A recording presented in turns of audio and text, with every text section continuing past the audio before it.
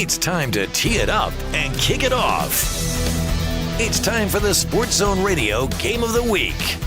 Presented by Hatch Toyota.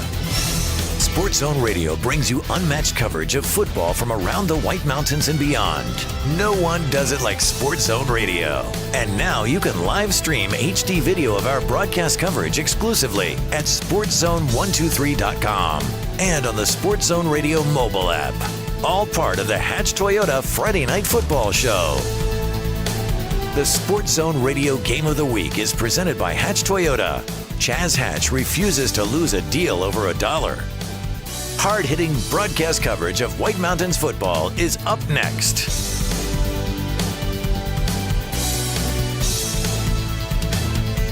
Now let's take you out to the field and join our broadcast team for tonight's Sports Zone Radio Game of the Week.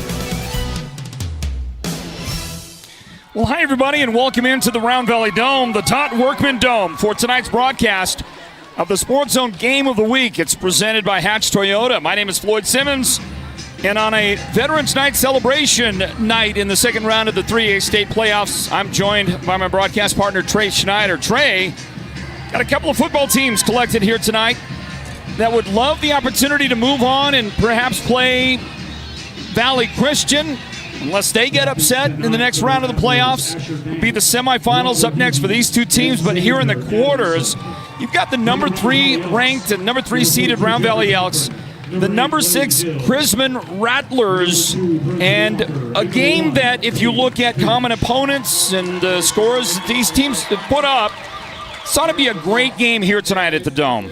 Two fantastic teams here in the Dome tonight. It's really hard to win in the Dome, and so I think Round Valley does have that inherent advantage. However, as Derek Simmons mentioned in the pregame show, these are two offenses that are very balanced, that can beat you in any way they need to. They're very adaptable, and so I'm excited to see tonight which offense finds their groove and takes advantage of that.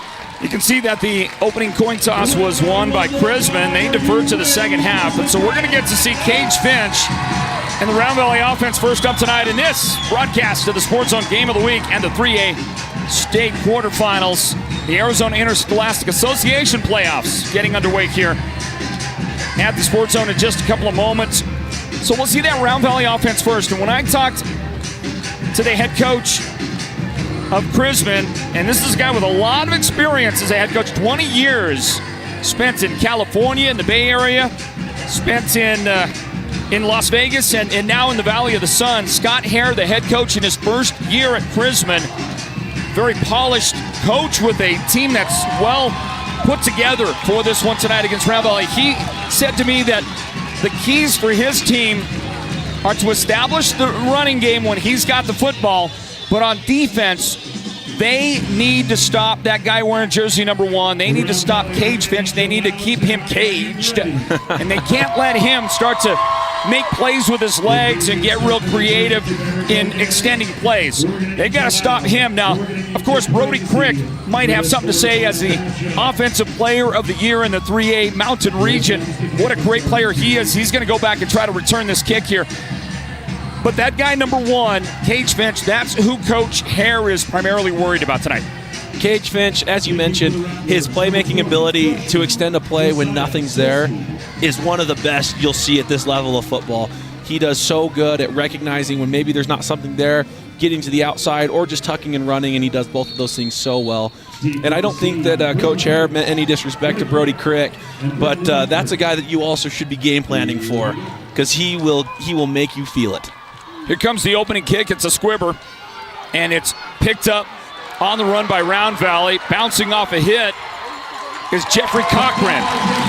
And Jeffrey is able to set Round Valley up beautifully to start this game. The Elks will be working from their own 49-yard line on their opening possession as we are underway now on the Sports Zone Game of the Week. It's presented by Hatch Toyota. And you've got the number 3 Round Valley Elks, number 6 Crismon. These two teams battling, fighting tonight to see who can continue on in the playoffs. And in the next round, play either Valley Christian or Gilbert Christian. Handoff. And we get to see Brody Crick for a first time. He's going to try to follow his teammate around the edge. Jeffrey Cochran helping to provide a lead block and a 4-yard gain on the first touch of the game for Brody Crick. Fantastic job by this Crismon defense. You'll see here on the replay, the entire defense is flowing that way. Round Valley does a great job getting more bodies to the point of attack, but at the end of that play there, 10 of their 11 players were outside the hash where the ball was, and that's great rally defense. So the Elks from the shotgun now operating on 2nd down and 6, and they're going to give it to the freshman straight up the middle for first down yardage and more. That'll be a big gain. It will be good for exactly 10 yards to the 37-yard line. And his first carry tonight, that's the other of the Cricks. That's Jackson Crick, the freshman, with a huge gain for the first down. Phenomenal run, great push by that front. They opened up a massive hole there on the right side in between the tackle and the guard. And that's a kind of hole right there that I think either yourself or myself, we could find a way through. Crick again, it's Jackson, and again, he's going to get a big gain. That should be first down yardage. I think it's right at another 10-yard gain. Should move the chains, and it will. And Round Valley will set up at the 26-yard line of Crismon. 2 great runs in a row by Jackson, and it seems like every time we've watched the Elks, they're able to create holes like that for the fullback dive straight up the middle for that young man. And then as a defense, that is very hard to guard because it is quick. And when you have a hole that big with an action that fast, that defense has to react a lot faster to get some stops. High snap, and it's given to Brody Crick. But that's not going to hold up. Great defense, and somebody found a gap to shoot. That's Benjamin Johnson making the play in the backfield, and a loss of 3 yards on the play. Yeah, for number 26 right there, Benjamin Johnson. He was on the opposite side of the field as the middle linebacker. Shot through the left side of the line, and the run went to the right. Fantastic job of wrapping up, staying with the tackle, and bringing up a loss. 2nd down 13, ball now at the 29-yard line for Round Valley. And they'll run a draw play to Brody Crick, and he'll bounce it outside and bounce off a tackler and make his way to the 26-yard line. It ends up going for 3 yards. Now, he went a great distance running laterally across the field to get there for a modest gain back to the original line of scrimmage, and it will be 3rd down and 10 for the Elks. You watch Brody again here on the edge, break the tackle coming up here. But also keep in mind for the Elks, they are missing one of their prized weapons on offense. J.J. Logan is out, the junior, wide out and defensive back, not available tonight. Rolling out is Cage Finch. Finch toward the line of scrimmage, and he might have crossed the line as he completes a pass downfield. The officials, I think, are going to say he was just behind the line of scrimmage on the release for exactly a 20-yard pass play. And now first down and goal for Round Valley. Now watch the line of scrimmage. Watch the chains at the 26-yard line. And Cage is going to roll, and he's approaching, and he is behind, isn't he? Just barely. I think your whole body has to cross the line of scrimmage for that to be a foul, and it wasn't. From the I formation, Jackson Crick crosses the 5, and he'll fight, and he'll battle, and he'll get to the 3-yard line. A 3-yard gain on the play for Crick. 2nd down and goal coming up. For a freshman to run that hard, that is exciting to see if you're a Round Valley fan. Good hard yards right there through the middle. I bet you they're going to go right back to it right here. Staggered shotgun eye. I don't know what you call it, but here's Cage Finch, and he'll bounce it right side. He's going to sneak in there, slide in, dive in, and that is a Round Valley touchdown. So the Elks are able to open up the scoring on their opening possession of the day, a 3-yard touchdown run, and the very guy that Coach Hare for the Rattlers said, we've got to take care of this guy, we got to stop this guy. Well, he makes him pay on the opening possession. Yeah, it'll be interesting if we can get that replay back up, because it looked like maybe Jackson Crick ran the wrong way and Cage Finch quickly, and it might have just been a draw, but it looked like there was maybe a moment of miscommunication, and he took it and was able to get the score. And with 8:03 on the clock in the first quarter, Round Valley is up 7-0. Stand by. It's the Sports Zone Game of the Week, presented by Hatch Toyota.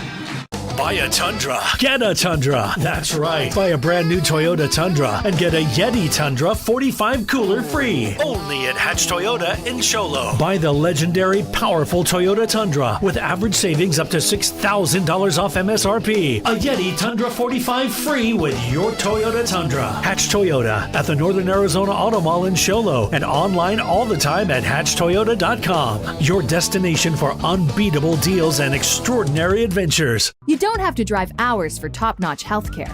We've got it right here at White Mountain Regional Medical Center's Rural Health Clinic in Springerville. Heart skipping a beat? Our cardiologists have you covered. Achy feet? Our podiatry team's a step ahead. From pulmonology to orthopedics and mental and behavioral health, we treat you, not just the chart. White Mountain Regional Medical Center, empowering a healthier community. Opening possession of the night for Round Valley. They go 51 yards in 8 plays. Time of possession, 3 minutes, 57 seconds. And they get the 7-0 lead on the Cage Finch 1-yard touchdown plunge. And Crismon answers with a return out to the 37-yard line. Nice return to the football. Carrying it back was Joshua Marquez. It'll be first down and a first opportunity to see this offense for the Rattlers. You'll see here on the replay here, he almost broke that one big. Great job by Trenton Trickey and number 21, Trace Brown, to get a big tackle and not allow anything more.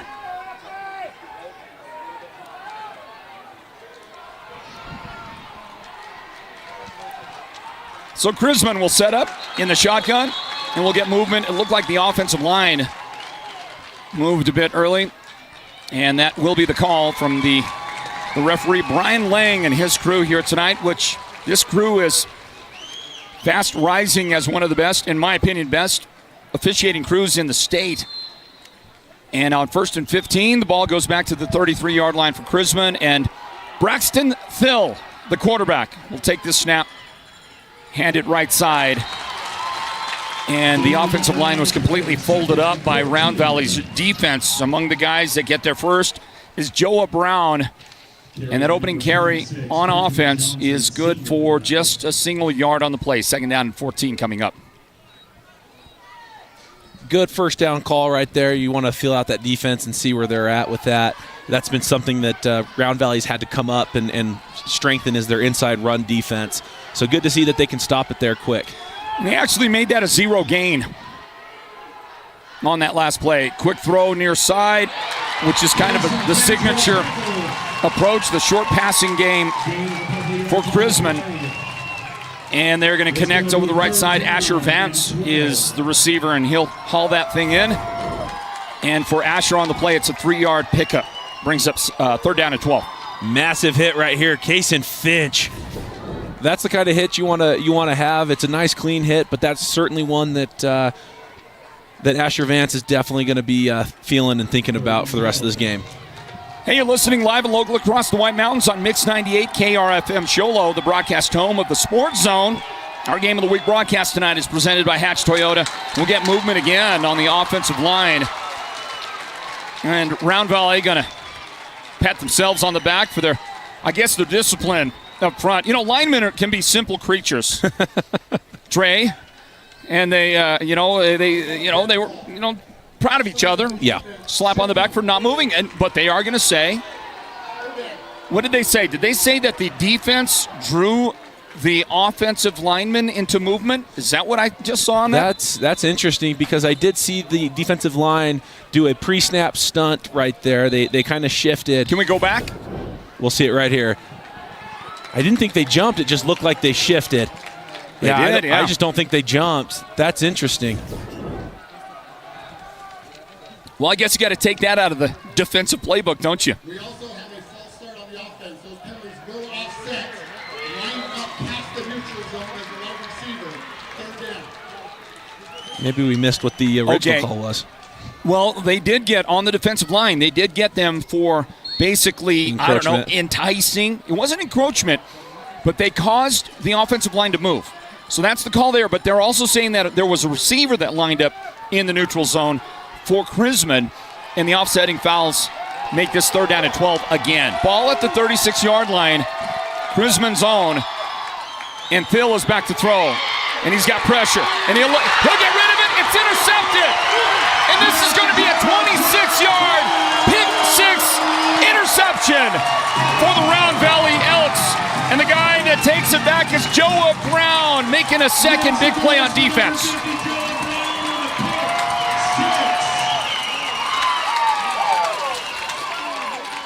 What a play.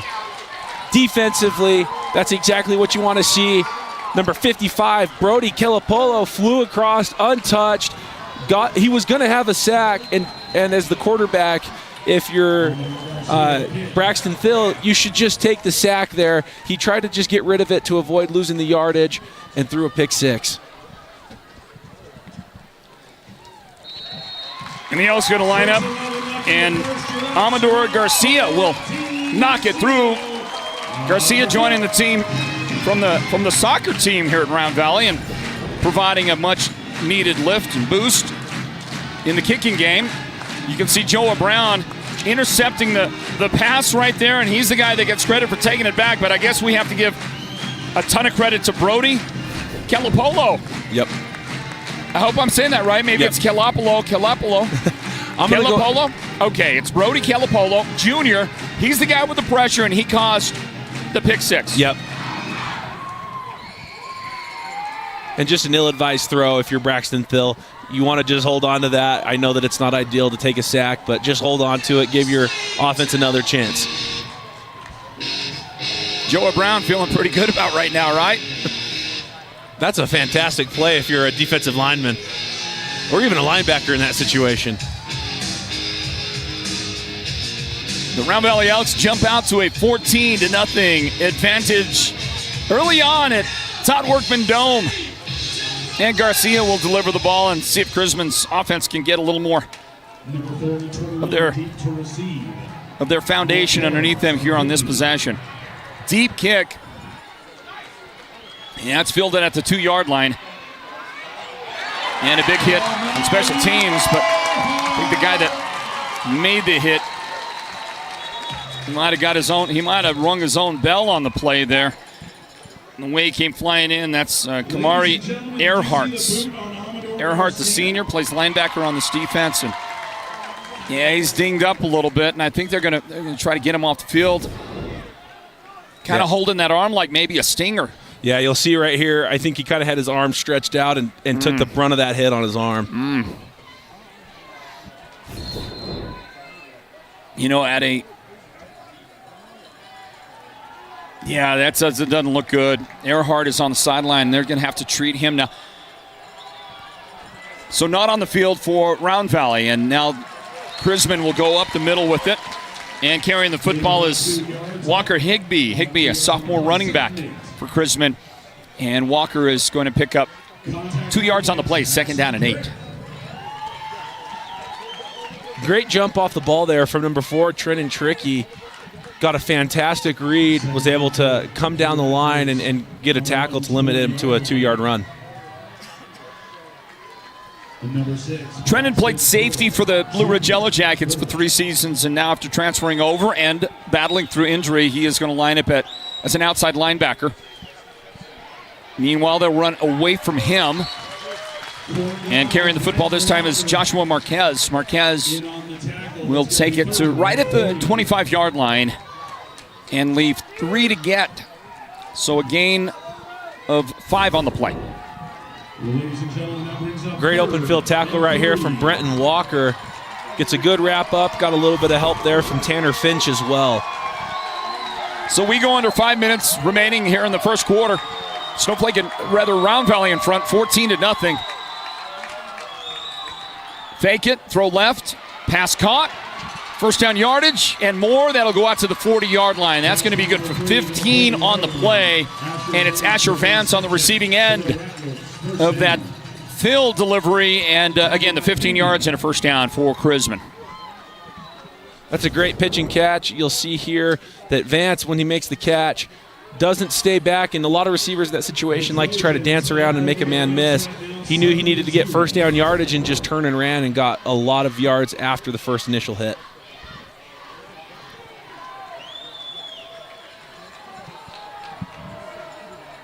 So the first down in the football game for Crismon now. And Round Valley saw something. I don't know if you saw the pre-snap movement on defense by the Elks, Trey, but they must have seen something in the formation or what they were looking at. I don't know. A yard loss on that last play. But watch pre-snap the movement to the hole that eventually they're running to. Yeah, it looks like they're keying on that strong I formation. They're kind of loading a strong side, and they do a great job of knowing the ball is most likely going to go there, and they're going to blitz that hole to try to blow it up. And we're going to get an offensive penalty. Second down and 11. And it may be that the receiver lined up.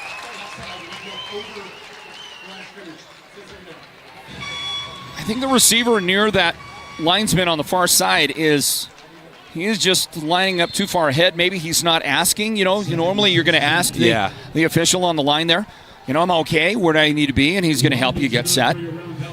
I think what happened is number 5, Cameron Pope, the wide out there, he gets out there, and I think that he's just kind of putting his hand out like, hey, I'm on the line, without actually getting that verification. Well, you got to ask. Yeah.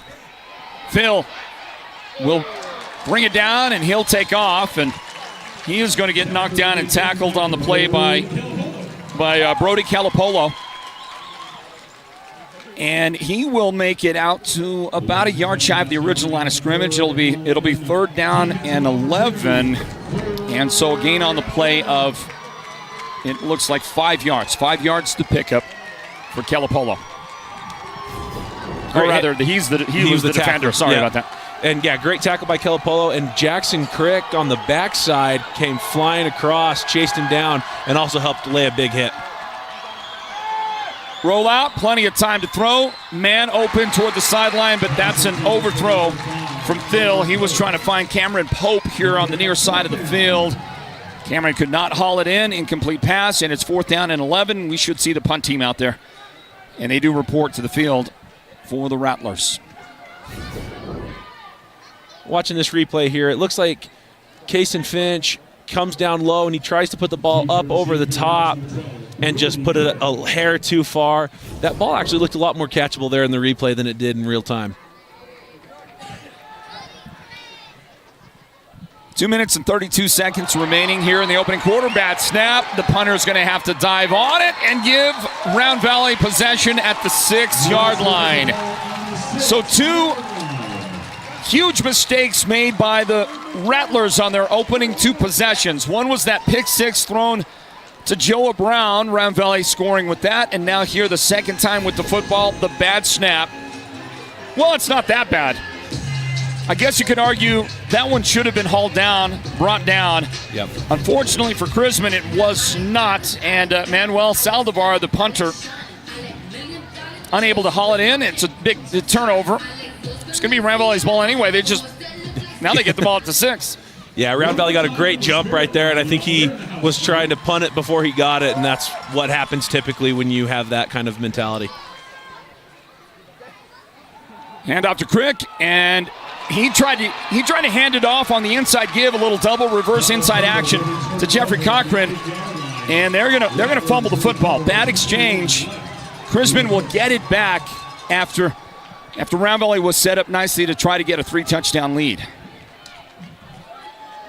As a quarterback, I remember, you would practice these kinds of plays, and this was always a frequent thing that would happen. A lot of times, these running backs, they're used to gripping that ball so tight, and they have their gloves on. A lot of times, it's hard to realize you got to loosen up a little bit because you've got the gloves on, and those exchanges happen quite frequently at this level, and you hate to see it.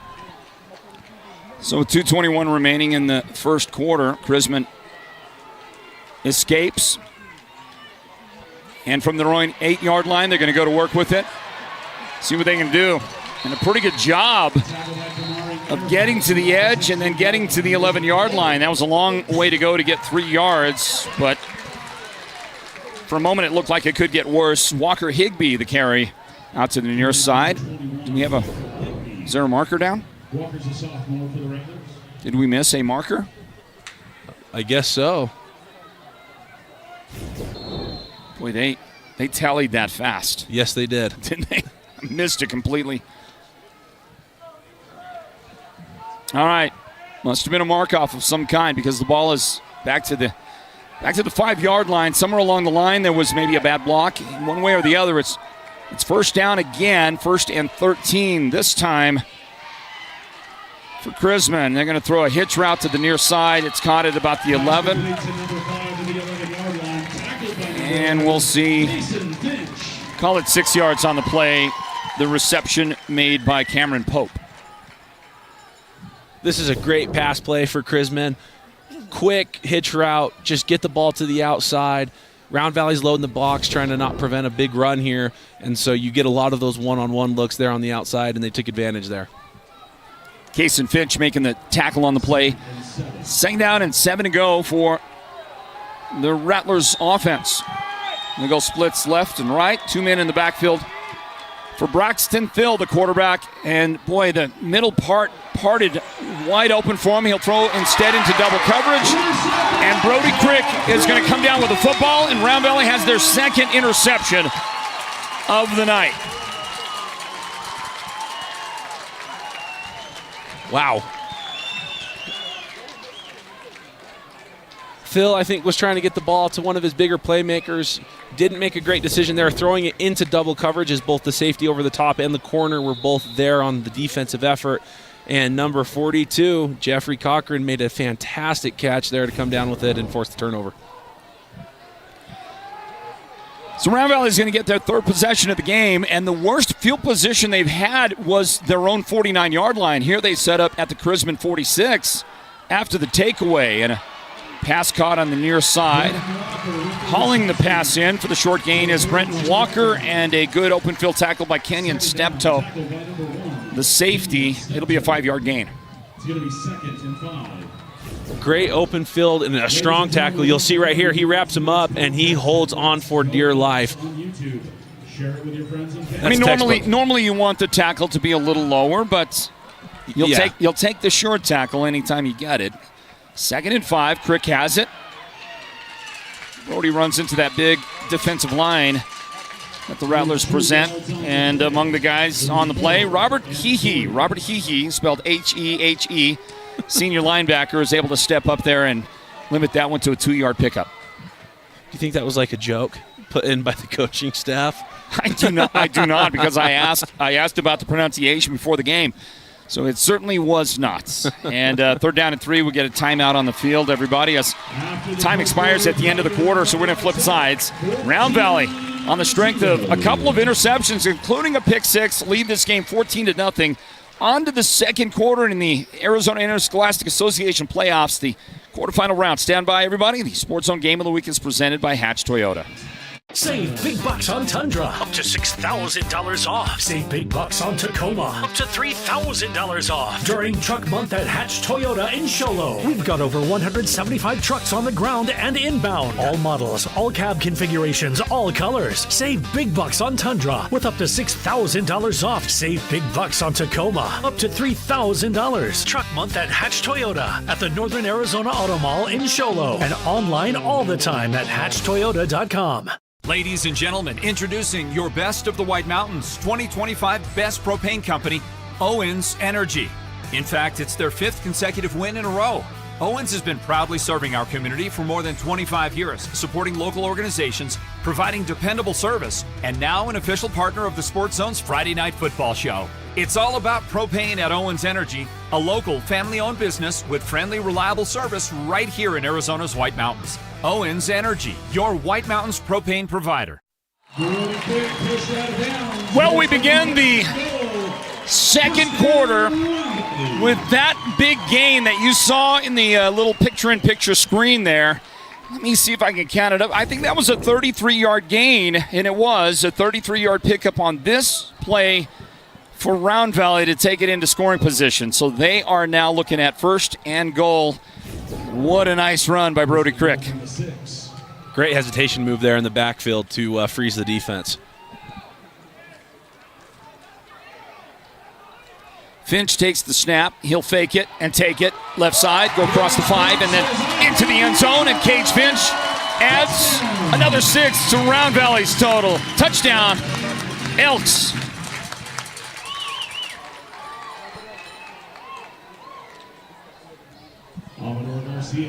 That's a great designed run right there as they fake the handoff. They get 2 blockers coming back the other way, and Cage Finch saw the hole, committed to it, broke a tackle, and gets in there pretty easy. Garcia's kick is good for the Elks. He's been perfect on the night so far. And Cage Finch, the guy that Coach Hare worried about his Crismon defense, he is able to get into the end zone. We'll grab a timeout, everybody, as the second quarter is now underway. 21-0. Round Valley in front of Crismon in the playoffs. The 3A playoffs and the Sports Zone Game of the Week presented by Hatch Toyota. Mountain Mobile Auto Glass and Tint is giving you a chance to win premium tickets to the National Finals Rodeo in Las Vegas. Win 2 tickets, a stay at the MGM Grand, and $1,000 cash. Every customer gets an entry. Insured customers get 2 dinners at Los Corrales and 2 movie tickets. Call Mountain Mobile Auto Glass and Tint, and you could be headed to the National Finals Rodeo. 5365972. Mountain Mobile Auto Glass, cash back to you. Woohoo! Bad credit, no credit, divorce, bankruptcy? It doesn't matter. At 77 Subaru in Cholo, we've got lenders that say yes when others say no. Ask about our credit acceptance programs today. We work with the top lenders in Arizona who specialize in helping real people just like you get back on the road fast. No games, no gimmicks. Hi, this is Chaz Hatch. Visit 77 Subaru in the Northern Arizona Auto Mall or get pre-approved online all the time at 77subaru.com. Tackled also by number 21, Trace Brown. Second quarter underway and a 21-0 advantage for the Crismon Rattlers to try and overcome. It's Round Valley in front here in the 3A state playoffs. The quarterfinals winner of this game moves on and a chance in the next round to play either Valley Christian or Gilbert Christian. Those 2 teams are playing right now. Crismon, a hole to run through up the middle, and that'll be a nice gain. Right at the sticks, 10 yards needed, and going to get that one. Carrying the football, I believe that was Higbee again, Walter Higbee. And a nice pickup from scrimmage for this Crismon offense. Big hole there on the right side, good hard running. That's a recipe you want to follow if you're Crismon to get back in this game, getting these big chunk yards like this.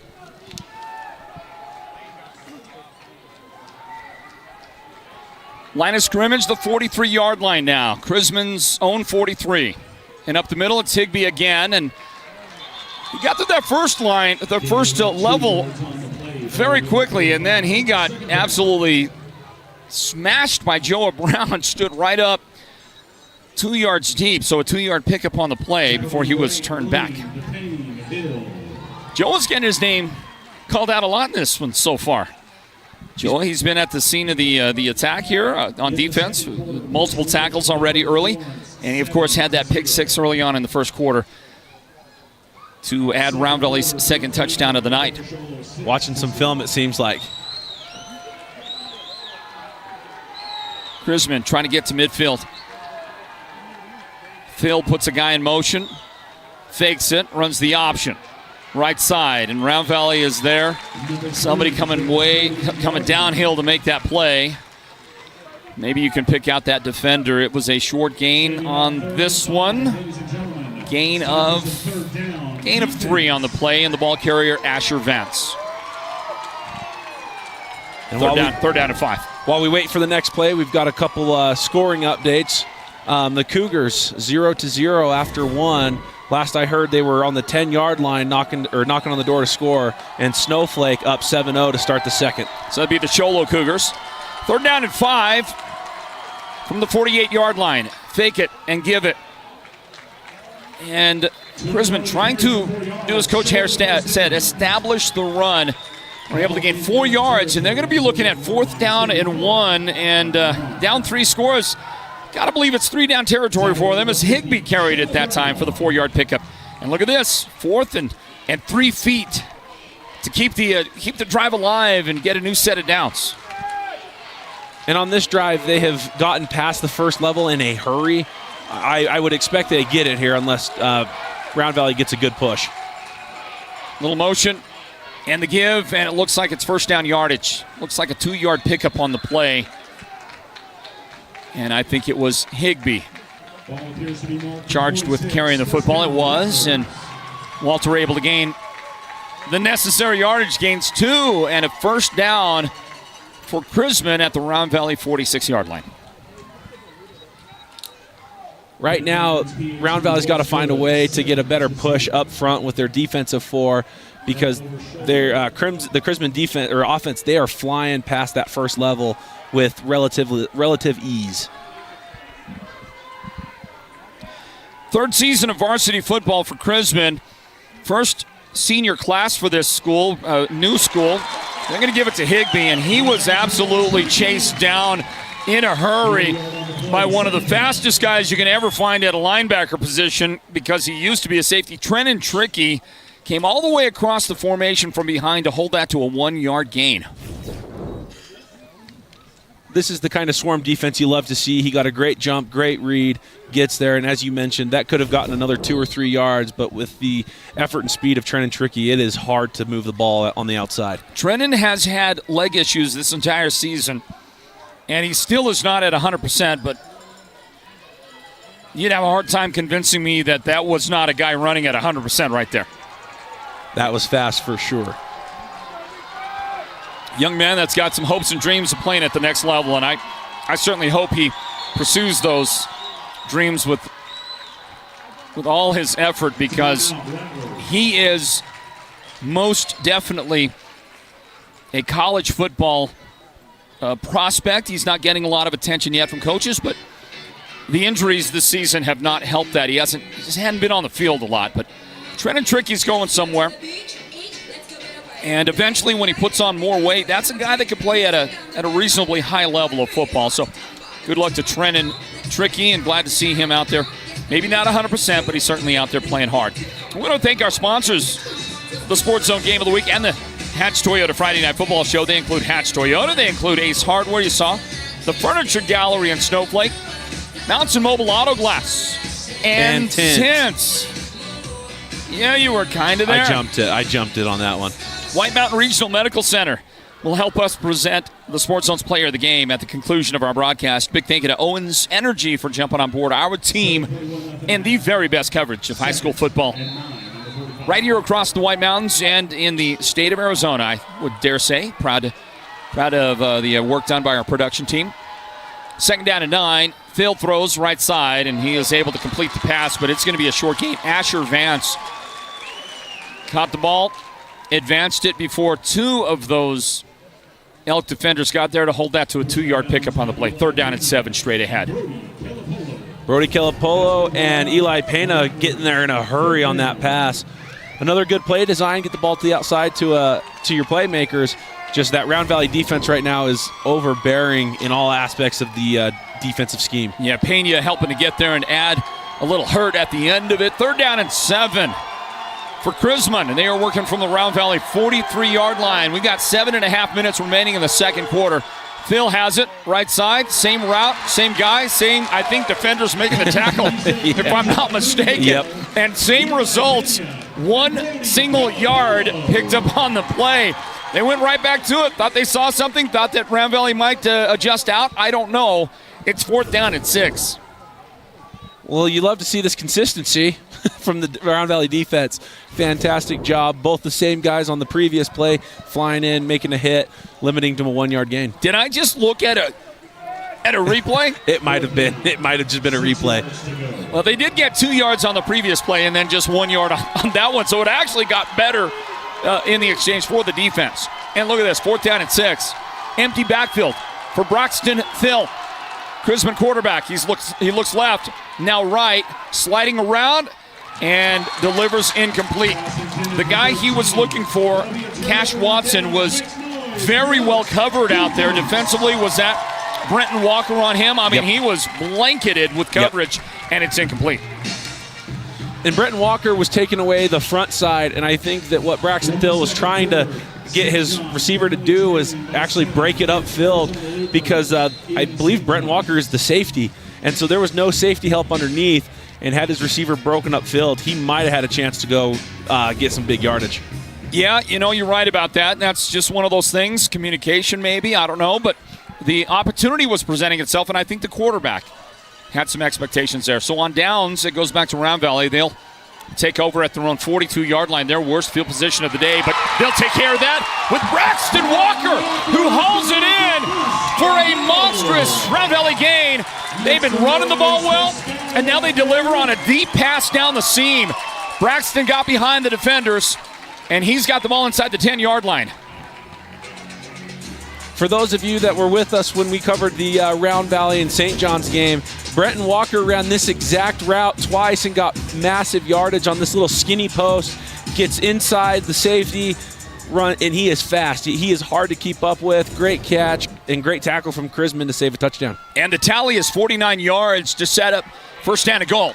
And up the middle it goes. Jackson Crick will carry the ball. Jackson to the 4-yard line. Count that as 5 on the play. And Round Valley's offense is looking at second and goal from the 4-yard line now.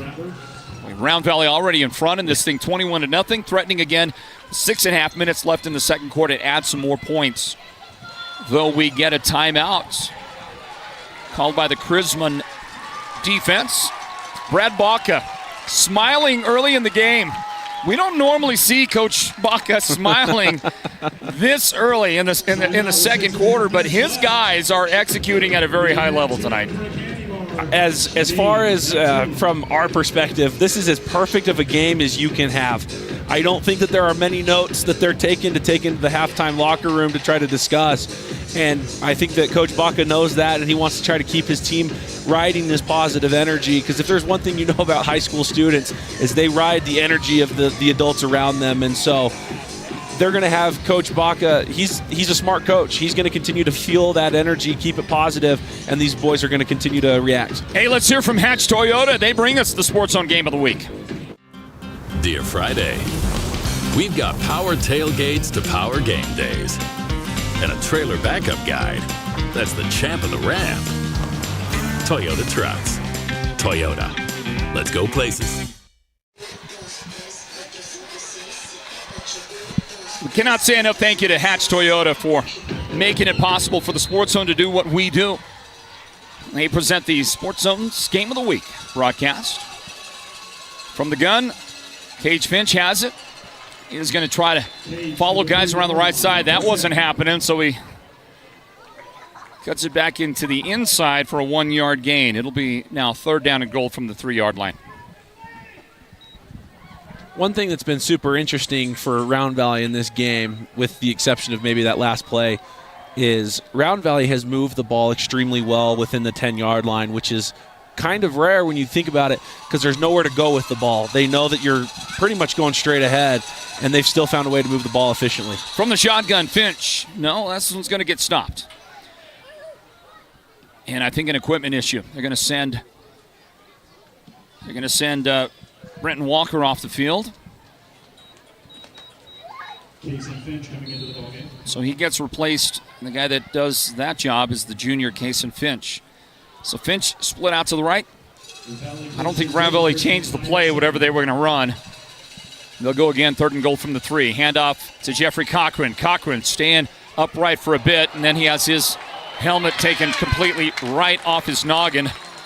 And he'll have the ball inside the 1-yard line. So a 2-yard pickup on the play. And then Jeffrey is going to have to leave for a play after his helmet got taken off. And I thought he scored right here. Let's watch the replay. I guess maybe unless they called it dead ahead of time, but his helmet goes flying there. He's still going. I don't think that knee's down. I think he might have gotten there. I agree, because they were not stopping it earlier for forward progress, right? Mm-hmm. So they let the ball go inside the 1-yard line, and you could see on a great look. I didn't think we were going to have the look there, but Derek with his camera on the field gave us a beautiful shot. And you could see that the knee did not appear to go down. We'll look at it again here in a moment. I don't know if it's going to matter. Third down and goal from about a foot out. Well, it might matter, because look who gets stopped. And this guy doesn't often get stopped in the backfield. So a lot of credit to that Crismon defense. The guys up front that just made that play to stop Jackson Crick, and Benjamin Johnson among those guys that got there for the stop, and a loss of a yard on the play. So here's that run from Jeffrey Cochran right here. Still not down, right? Yeah, still moving, still advancing. Driving those legs. Down. He's still, I think he got there. I think the ball did break the plane. Ball at the 2-yard line, 4th down and goal. Throw it over the middle, fake it and throw it, and that is good for the Round Valley touchdown. Well, they set him up nicely, and Kamari Earhart, who left the field a little dinged up earlier after making a special teams tackle, well, he's back on the field, and he looks pretty good, and he's got the 6 points on the catch. Perfect play call in that situation. They had been pounding the rock for a few straight plays and went with the play action, sucked everybody in, and Earhart able to sneak behind and get the catch. And the Garcia kick is added for a Round Valley 28-0 advantage. 4:53 remaining in the second quarter. Stand by. The Sports Zone Game of the Week is presented by Hatch Toyota. Your neighbors and friends won't have to fake their enthusiasm over your new wall. With the durability and strength of precast Verticrete walls from Hatch Concrete is a solid investment. Enhance your property's value with a 2-sided decorative concrete wall that's as stylish as it is affordable. No yearly repairs or restaining needed. Request a free estimate from Hatch Concrete today, where quality isn't just a name, but a tradition. Step into the world where every bloom tells a story at the Bloom House Floral Design Shop. From enchanting decor to lifelike artificial florals that stay stunning year-round, we craft magic for your home, your holidays, and your biggest moments. Need a custom arrangement or a centerpiece that wows? We'll design it just for you. No fairy godmother required. The Bloom House, located in Pinetop and Show Low, is where imagination blossoms and every day becomes more beautiful. I am not quite sure that Crismon knows what has hit him so far in this first half of this 3A state quarterfinal playoff game. Round Valley has been all over them. Great defense. And the offense has been hard to stop. Round Valley leads at 28-0. They'll give Crismon another chance here with plenty of time in the first half. Can the Rattlers put some offense together? Here's the return. And spinning ahead. Finally stopped at the 31-yard line on the return is Joshua Marquez for the Crismon Rattlers. Call that line of scrimmage the 31-yard line. And Braxton Thill and offense coming out here for Crismon.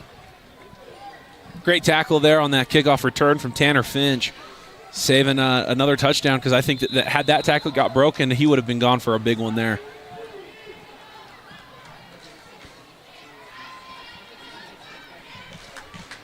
The last possession on offense for Crismon was their best. They advanced the football for a couple of first downs in the series.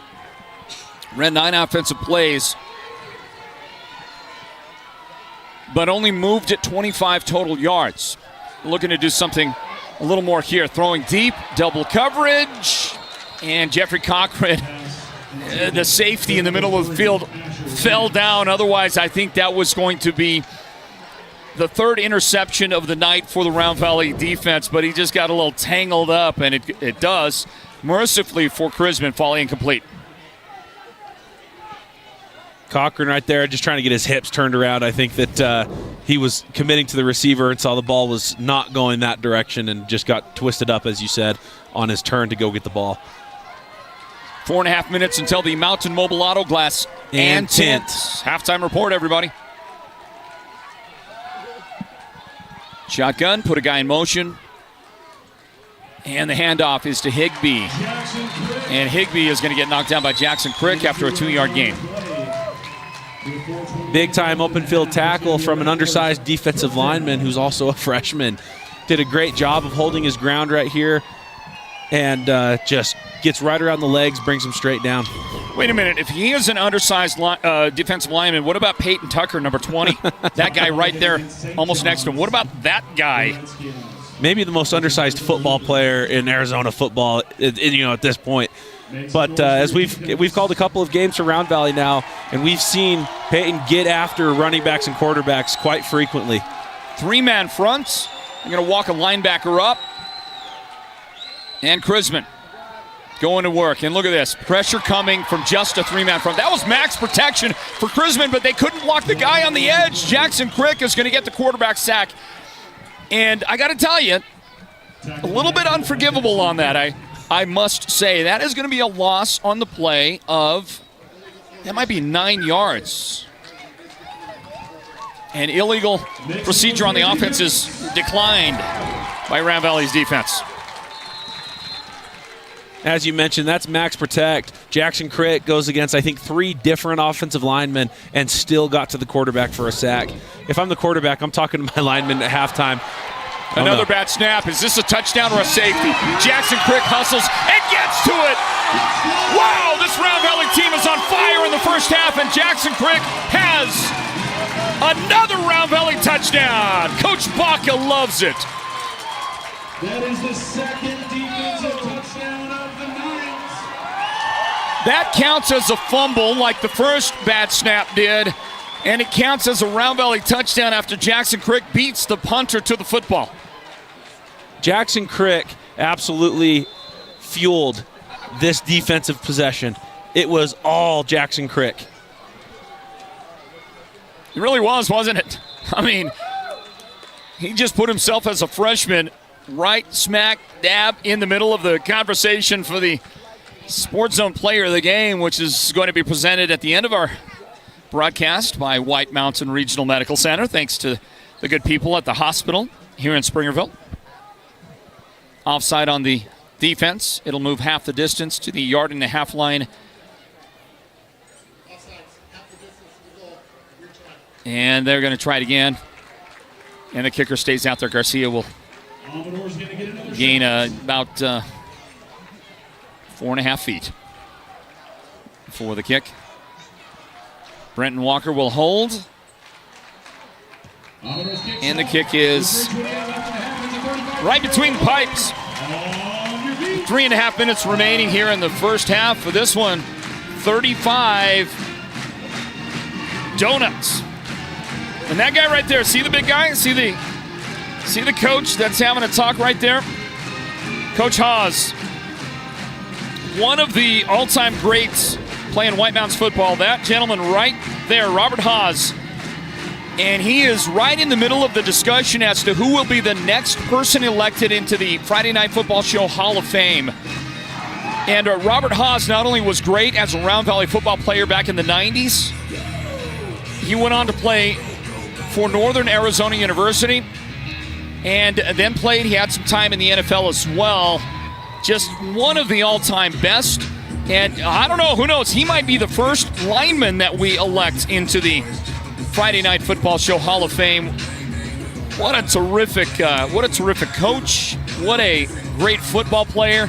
And when you talk about White Mountains football, if you don't talk about Robert Haas among the greats, that's the wrong conversation. You got to get into a better conversation. Yep. This guy deserves a ton of recognition for being one of the all-time best. Yep. Meanwhile, Round Valley gets a Jackson Crick touchdown.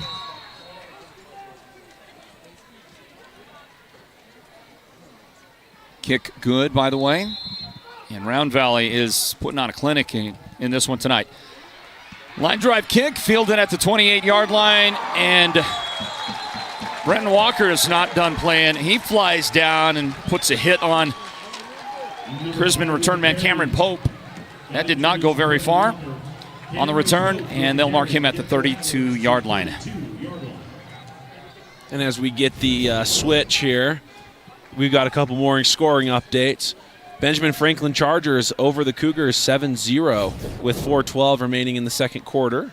And then with the Snowflake Lobos and the Eastmark Thunderbirds, we have 14-0 in favor of Snowflake. Give me that Ben Franklin score again. 7-0 Ben Franklin. 7-0.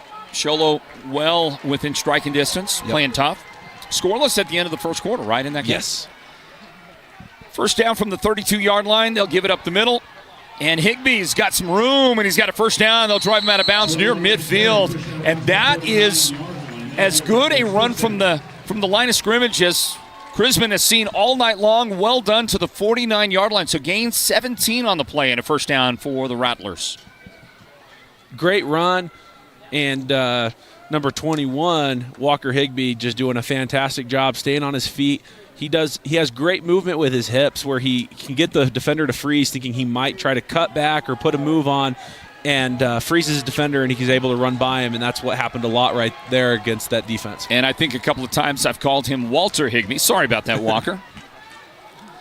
He'll give it to him again, and he'll get hit by Joe Brown, and then others arrive on the scene. Trenton Trickey helping to make that stop as well, but it's a 3-yard gain, and Crismon goes into Round Valley territory to the Elks' 48-yard line. 2nd down at 7, straight ahead, 2:58 remaining here in the first half. The Mountain Mobile Auto Glass and Tint halftime report is on the way. Man, you're getting good at that. I don't do anything at home but practice that. I turn on past games and I just practice. Just I mean, because you don't want to fumble that football, right? No, that would be embarrassing. 2nd down and 7. The Rattlers put a guy in motion. And they want to throw. The slant is caught. And well done to the 34-yard line. That should be a gain of, well, we call it 13 yards. 13 yards, and catching that slant, Cameron Pope. So it looks like right here they're running an RPO where they have the option to run the ball. They can pass it. They had a bubble screen kind of going out on the right side, but that slant was wide open. Fantastic read from Phil and able to thread it in there and get a big gain. Line of scrimmage, the 35-yard line for Crismon. And more room to run with the football. Higbee has it. He'll reach the 31-yard line before he gets dragged down out there, making the stop. Kamari Earhart's gain of 4 yards on the play. If you're Round Valley right now, you want to try to get a big-time stop right here to keep a lot of that momentum that you've had over the course of this first half to ride into the second half with you. And a touchdown, while obviously that's not going to turn the tide of the game, you don't want to give up that kind of momentum. And for Crismon, getting into the end zone when you know you get the ball as well to start the second half would be huge. They're going to go incomplete on this attempt.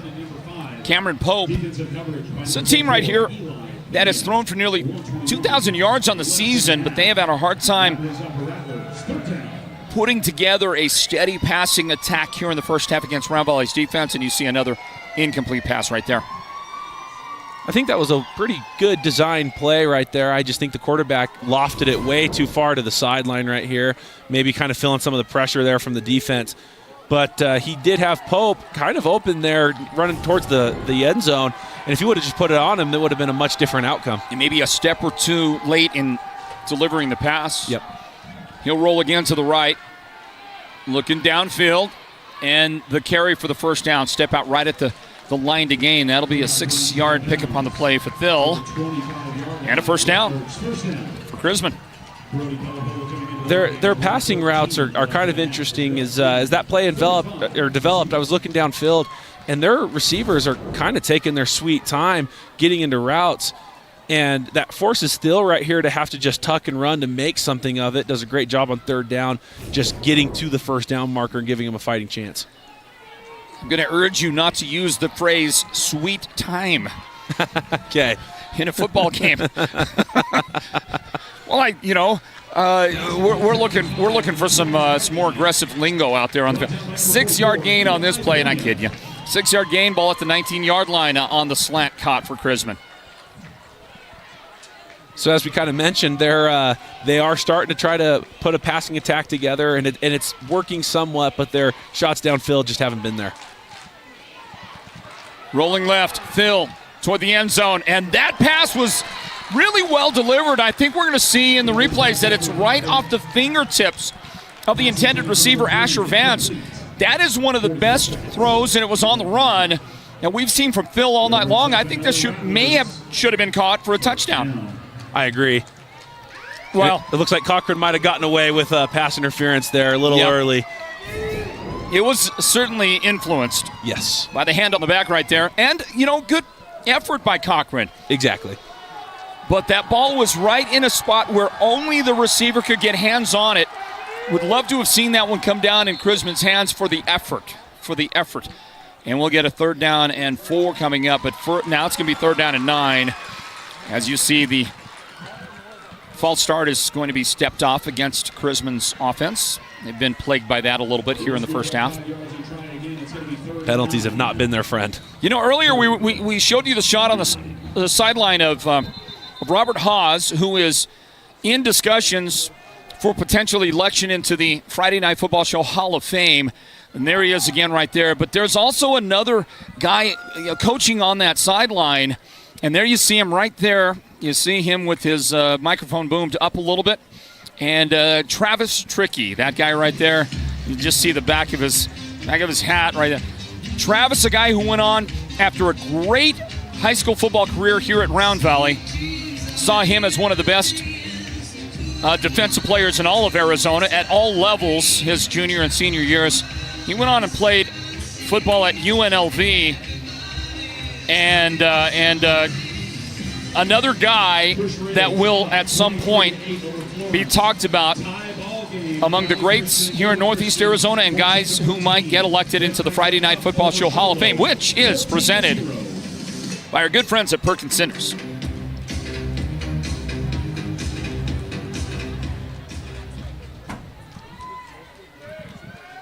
Well, after that penalty got dealt with, and Crismon has now spent all of their timeouts, it is 35-0 Round Valley with 42 seconds remaining in the second quarter. Pressure up the middle, and Phil is going to escape that. Crick could not hold on. Phil's able to loft it toward the end zone, out of bounds, incomplete. Once again, Jackson Crick influencing the play and nearly coming up with another big play for that Round Valley defense. At the end result of everything is an incomplete pass. Great effort from Phil to keep the play alive. You would just like it to see him deliver a better ball that has a better chance of getting caught, as that one was probably going to go out of bounds regardless of any efforts from his receivers. Incomplete to Pope. 4th down and 9. Braxton back to throw. Seps delivers, and his receiver fell out of his break. And incomplete. The ball was thrown to a spot out there. Kind of looked like it might have been delivered nicely, but his receiver falls on the play and on downs. Crismon's hopes to get some points on the board before the half comes it's going to evaporate right there at the Round Valley 24-yard line, and the Elks are going to get the ball back. Looks like they might just be looking to run the clock out here and get to halftime. Take a knee and call it good for the half. And a near perfect half of football put together by the number 3 seed in the 3A state tournament. The Round Valley has a 35-0 advantage over the Crismon Rattlers, the number 6 seed. And we get to break it down for you. Stats on the way here in just a few moments. And we'll run you through the scoring once again on our halftime breakdown. The Mountain Mobile Auto Glass and Tints halftime report is straight ahead. Stand by, everybody. The Sports Zone Game of the Week is presented by Hatch Toyota. Buy a Tundra, get a Tundra. That's right. Buy a brand new Toyota Tundra and get a Yeti Tundra 45 cooler free. Only at Hatch Toyota in Sholo. Buy the legendary, powerful Toyota Tundra with average savings up to $6,000 off MSRP. A Yeti Tundra 45 free with your Toyota Tundra. Hatch Toyota at the Northern Arizona Auto Mall in Sholo and online all the time at hatchtoyota.com. Your destination for unbeatable deals and extraordinary adventures. Folks, let me tell you, nobody does aggregates like Perkins Aggregates. People, they come up to me and they say, how do they do it? It's simple. They've got the best people, the most professional drivers, and customer service that's absolutely tremendous. I mean, these guys deliver affordable, big, beautiful rock and concrete materials. Everyone's talking about it, so if you want quality, come get a load of this. Call Perkins Aggregates. And if you know anything about me, it's that I'm a winner, and I know winners. And these guys, they're winners. Beam & Well Drilling is a proud partner of Sports Zone Radio and the Friday Night Football Show, and they give support to each and every school and team in the White Mountains. Just like Sports Zone Radio, Beam & Drilling has the kind of experience that makes them the best at what they do. Paul Wyatt is the guy to talk to, and he'll take your call anytime, day or night, 537-1031. Or better yet, call him right on his cell phone, 928-205-7647. This football season, go deep with Beam & Drilling. Step into the world where every bloom tells a story at the Bloom House Floral Design Shop. From enchanting decor to lifelike artificial florals that stay stunning year-round, we craft magic for your home, your holidays, and your biggest moments. Need a custom arrangement or a centerpiece that wows? We'll design it just for you. No fairy godmother required. The Bloom House, located in Pinetop and Show Low, is where imagination blossoms and every day becomes more beautiful. Have you heard the big news? At White Mountain Regional Medical Center, we are bigger and better than ever. With our newly expanded emergency room facility and capabilities, we are even better equipped to handle your urgent needs with the care and efficiency you deserve. Discover the new standard in healthcare, right in your backyard. Choose White Mountain Regional Medical Center, located in Springerville, where specialized and emergency care are now within reach. Welcome to the Mountain Mobile Halftime. A complete first-half breakdown of tonight's Sports Zone Radio Game of the Week broadcast. This is the Mountain Mobile Halftime.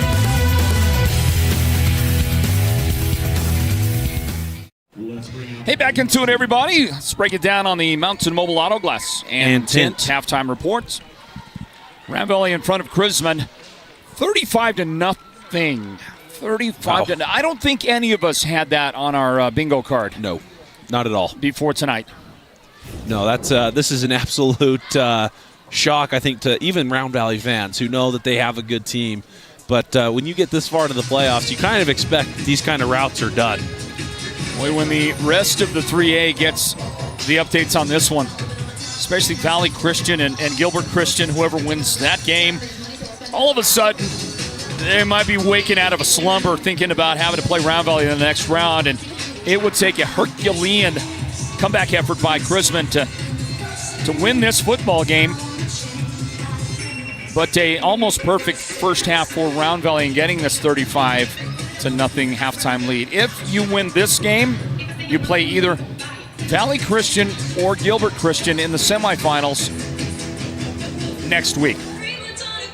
Meanwhile, how about a run through on the scoring from the first half? Round Valley got the ball first in the game. As you watch highlights from that first half, you're seeing the second touchdown they scored right there. That was Joe Brown. Let me run you through this scoring.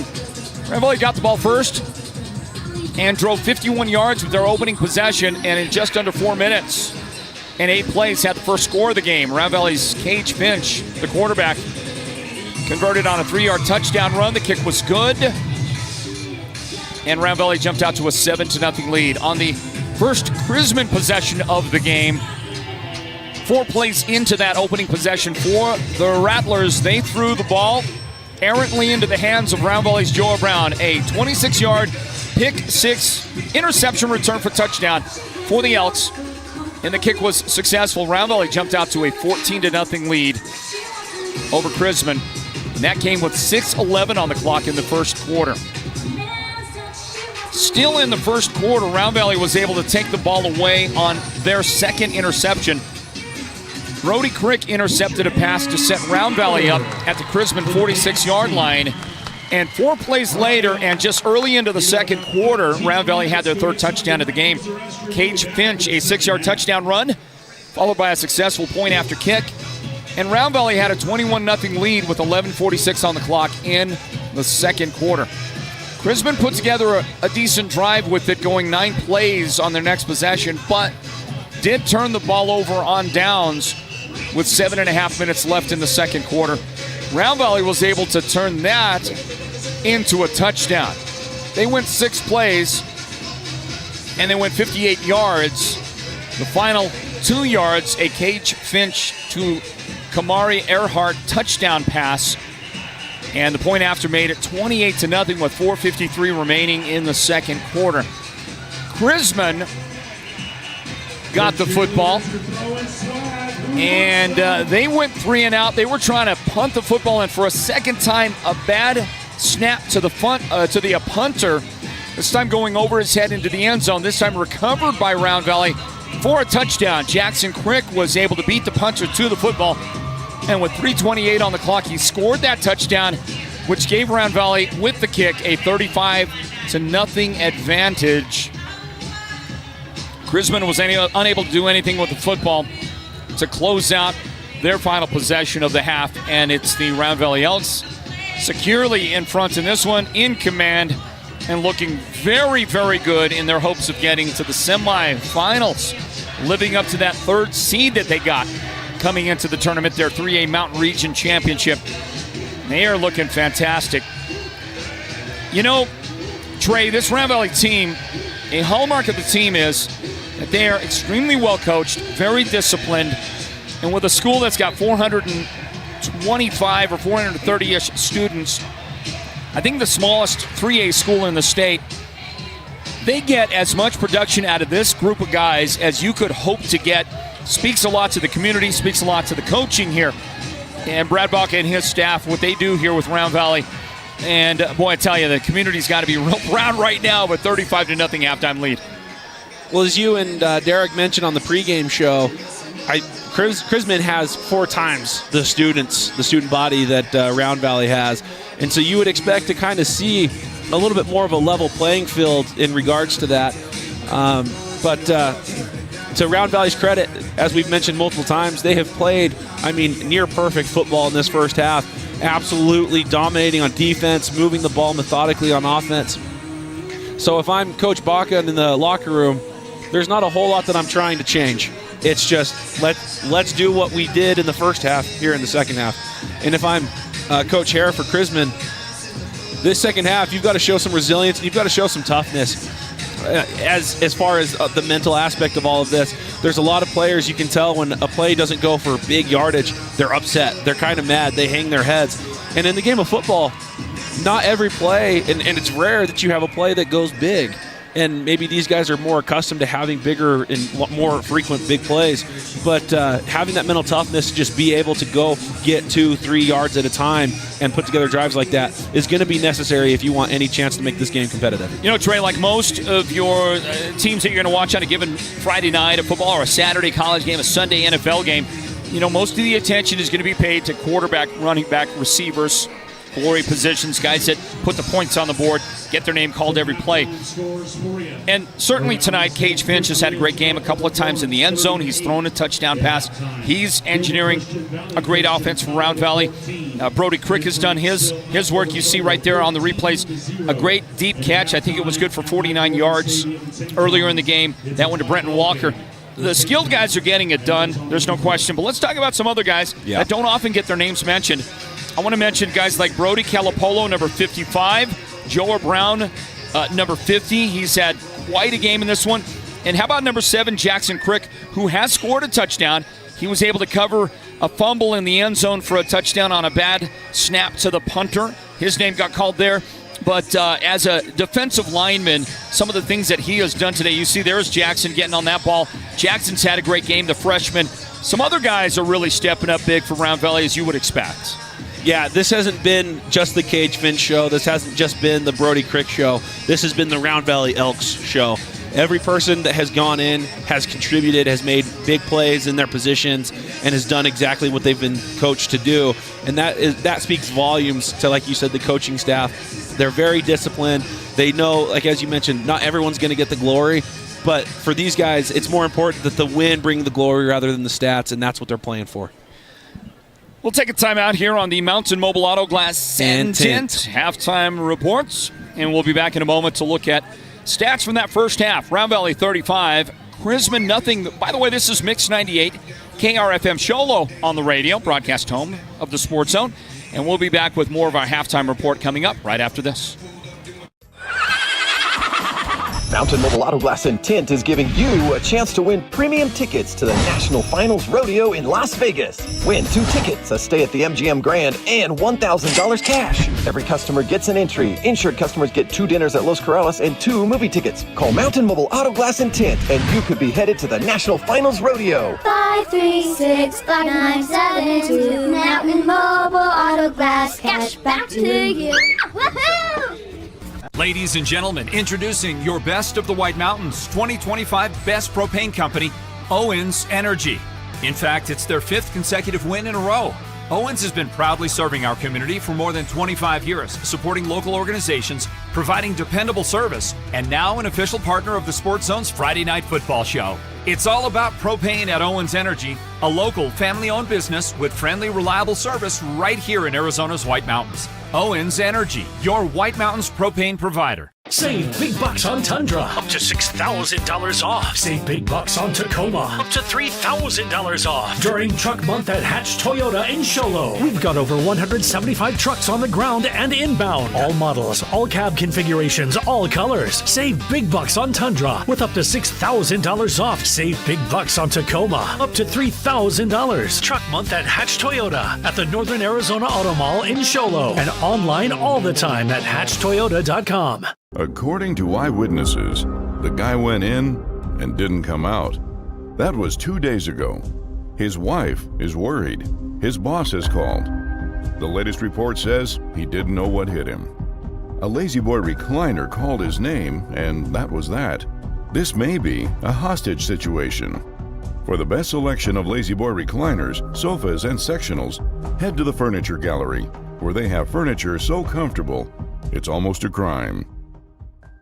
Step into the world where every bloom tells a story at the Bloom House Floral Design Shop. From enchanting decor to lifelike artificial florals that stay stunning year-round, we craft magic for your home, your holidays, and your biggest moments. Need a custom arrangement or a centerpiece that wows? We'll design it just for you. No fairy godmother required. The Bloom House, located in Pinetop and Sholo, is where imagination blossoms and every day becomes more beautiful. Folks, let me tell you, nobody does aggregates like Perkins Aggregates. People, they come up to me and they say, how do they do it? It's simple. They've got the best people, the most professional drivers, and customer service that's absolutely tremendous. I mean, these guys deliver affordable, big, beautiful rock and concrete materials. Everyone's talking about it, so if you want quality, come get a load of this. Call Perkins Aggregates. And if you know anything about me, it's that I'm a winner, and I know winners. And these guys, they're winners.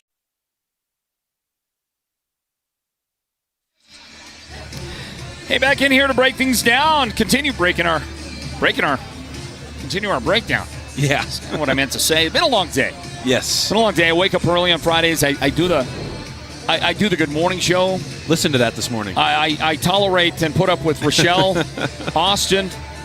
Please don't tell her I said that. She's standing right there. I thought she heard me, but now if she hears that, me say that I said that through a third party, I'm going to be in huge trouble. I really do love doing the show with Rochelle. But I do that. Then later we got to do the Friday Night Football show, the big pregame show. And now here doing a game at night. And I've been sick. I'm really not sick anymore. I just got that lingering cough thing going on. Yeah, we both got that going on because it is tough. This is I tell you, this is a long and arduous road on Fridays. But we're thrilled. I'm not complaining. Yeah. Thrilled to do it. Happy to be here. And it's the end of a long night, and sometimes mentally you're looking to try and figure out how you can get through the last part of it.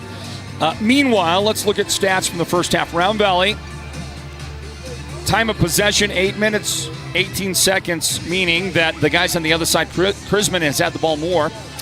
Almost twice as long time of possession, but obviously it has not produced anything for them. 15 minutes and 42 seconds time of possession for Crismon. By the way, the Rattlers have 102 total yards and 6 first downs for Round Valley, 154 total yards and 8 first downs.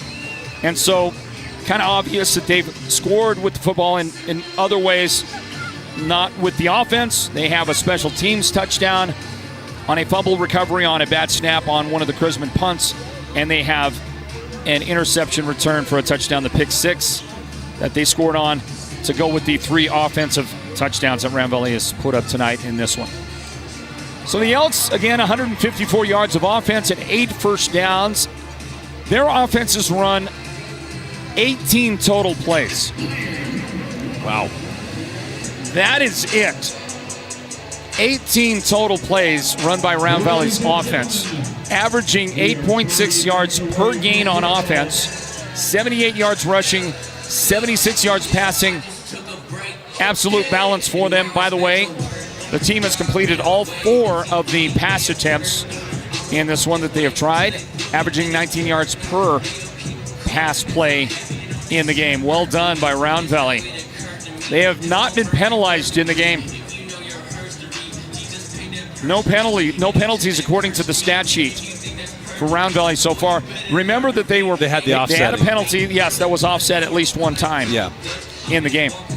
We have them as no penalties in the game. Fumbled it one time. They did lose that fumble, so one turnover. So it's that close to a perfect half for Round Valley. That turnover mars things just a little bit. Just a little bit. Cage Finch is 4 out of 4 for 76 yards and 1 touchdown in the game. He has completed 3 passes to Brenton Walker for 74 yards, and also 1 pass to Kamari Earhart for 2 yards and a touchdown.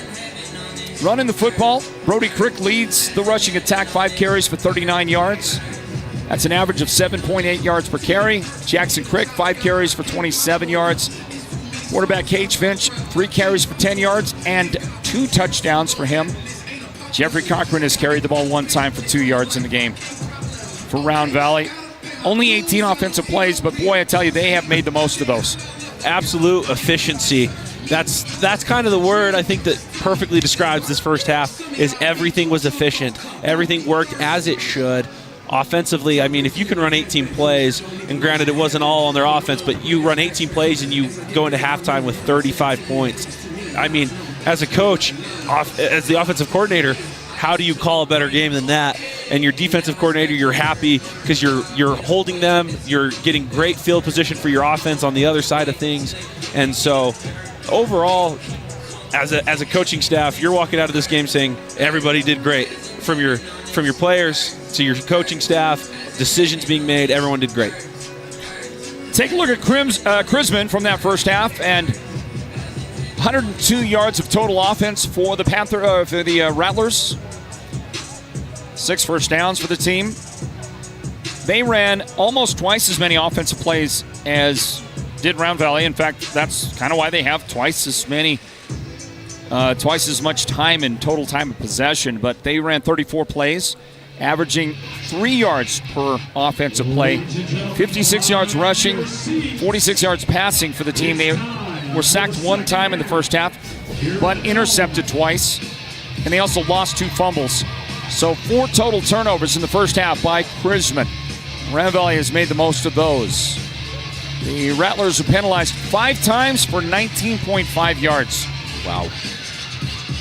Not a lot of penalty yardage on 5 penalties. 9 times for 19.5 yards. It's weird.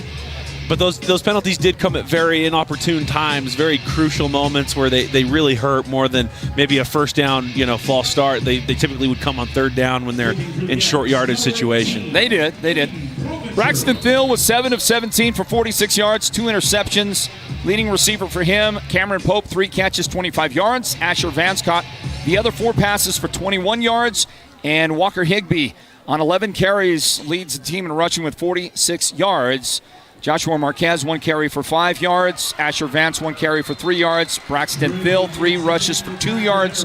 Benjamin Johnson carried it 1 time for no yards. As you see the second half getting underway, so we wrap up the Mountain Mobile Auto Glass and Tint halftime reports. And back into it, the Sports Zone Game of the Week is presented by Hatch Toyota.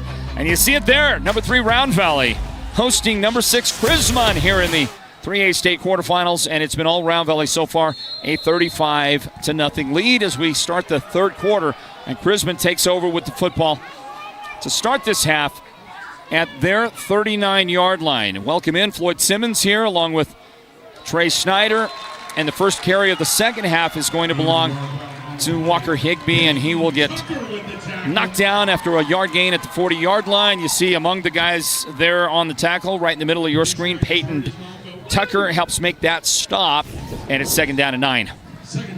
Peyton Tucker doing a great job, takes on the center, kind of holds his ground, creates a little bit of a stalemate, and as the play kind of progresses around him, the running back, I don't think saw him, cut right into him. Great open field tackle.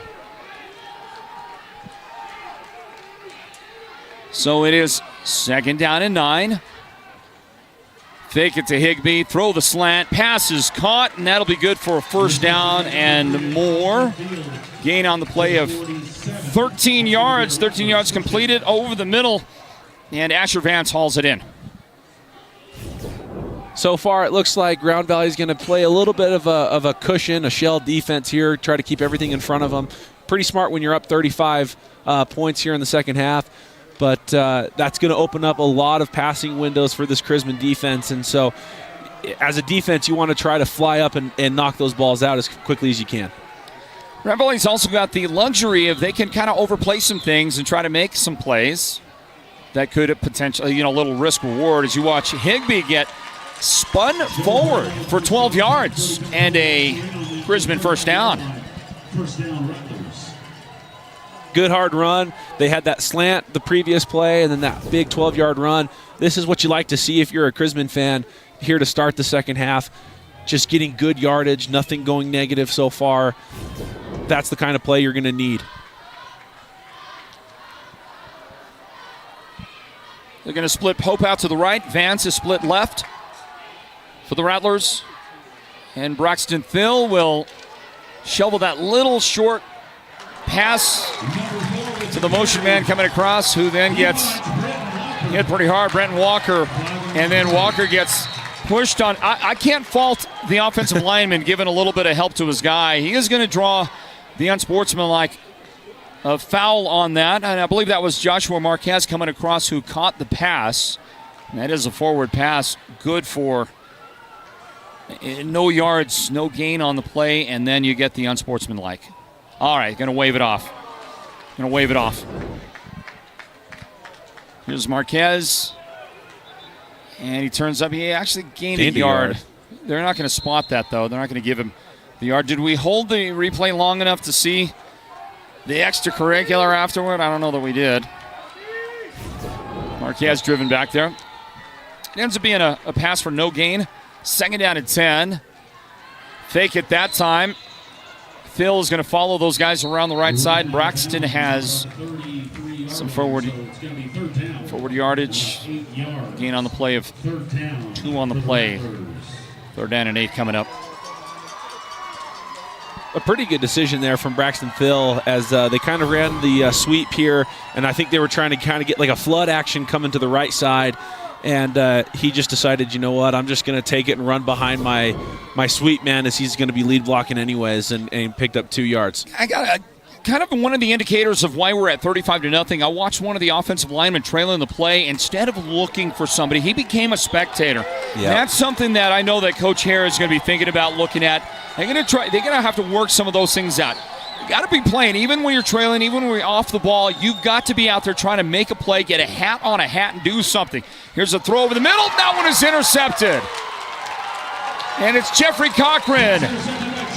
The 3rd interception of the night for Round Valley. They're going to thwart this early second half effort by Crismon. Now somebody got smashed and a little slow in getting up, and it's going to be the 3A Mountain Region's Defensive Player of the Year, who is not getting up, Lane Hill. Lane, injured earlier this season, missed some action a couple of games, but so respected by his peers and by the coaches in the region that he was named the Defensive Player of the Year. And that is not a pretty picture, as you see him try to get up multiple times and unable to do so, and then a flag comes out. They're going to throw the flag on Crismon right in the middle of all of that, and then send Crismon to the bench. You can watch the play here. Ball off the face mask somehow. Able to hang on to it. And there must have been, right when the play was made, well, there's something late on the play. So I think that's the initial flag right there. If we can watch that replay again, I do think that Round Valley did get away with a pass interference there. I think the hit came early, allowing for that interception to happen. But I think the initial flag there was for that extracurricular at the end of the play. Unnecessary. You hate to see it, resulting in an injury.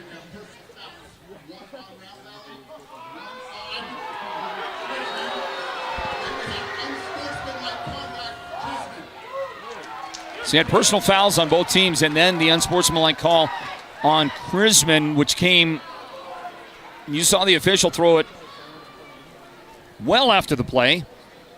Somebody must have said something.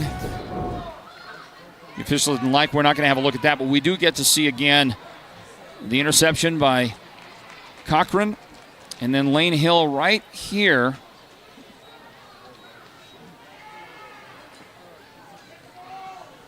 Yeah, there might have been a little something there. Yeah, by that point the play was over. You know, just get up, move on to the next play. I know that it's not ideal. You hate to, turn the ball over, but no need for that kind of action there.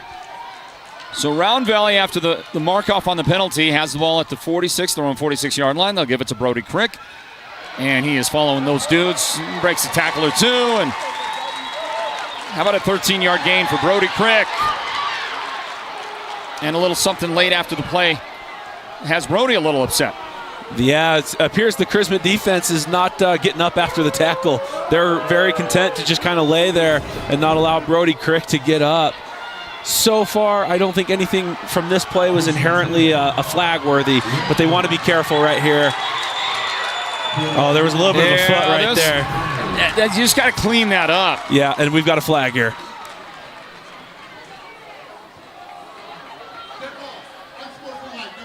You're going to call that unsportsmanlike. I think that's the first one on the player, meaning he's got one to give. You don't usually think of unsportsmanlike conduct penalties as like ones to give. Typically, you like to get out of games without any of those. And kudos to Coach Hare. He got the guilty party off the field. They're going to give him a talking to and give him a little opportunity to think about it. Meanwhile, Crismon has to now face the Round Valley offense with their backs to the wall here. 7:27 on the clock, third quarter. Round Valley in front, 35-0. Up the middle, the freshman goes. Jackson Crick, lower in the boom. And Jackson's got him a 13-yard gain to the 13-yard line. And it's a first down for Round Valley. Good, fantastic, hard running, keeps his balance. You're going to see this initial hit here. Gets a good wrap up. That's Pope, number 5, and he does a great job of holding on. The idea is to get the pad level down, which Pope did. Yeah. But he couldn't stop the leg drive. A nice finish by, good tackle by Pope, but a nice finish by this guy, Jackson Crick, and he'll do the same thing. And he's going to bounce off that defender and take it in the hard way. That's a Round Valley touchdown.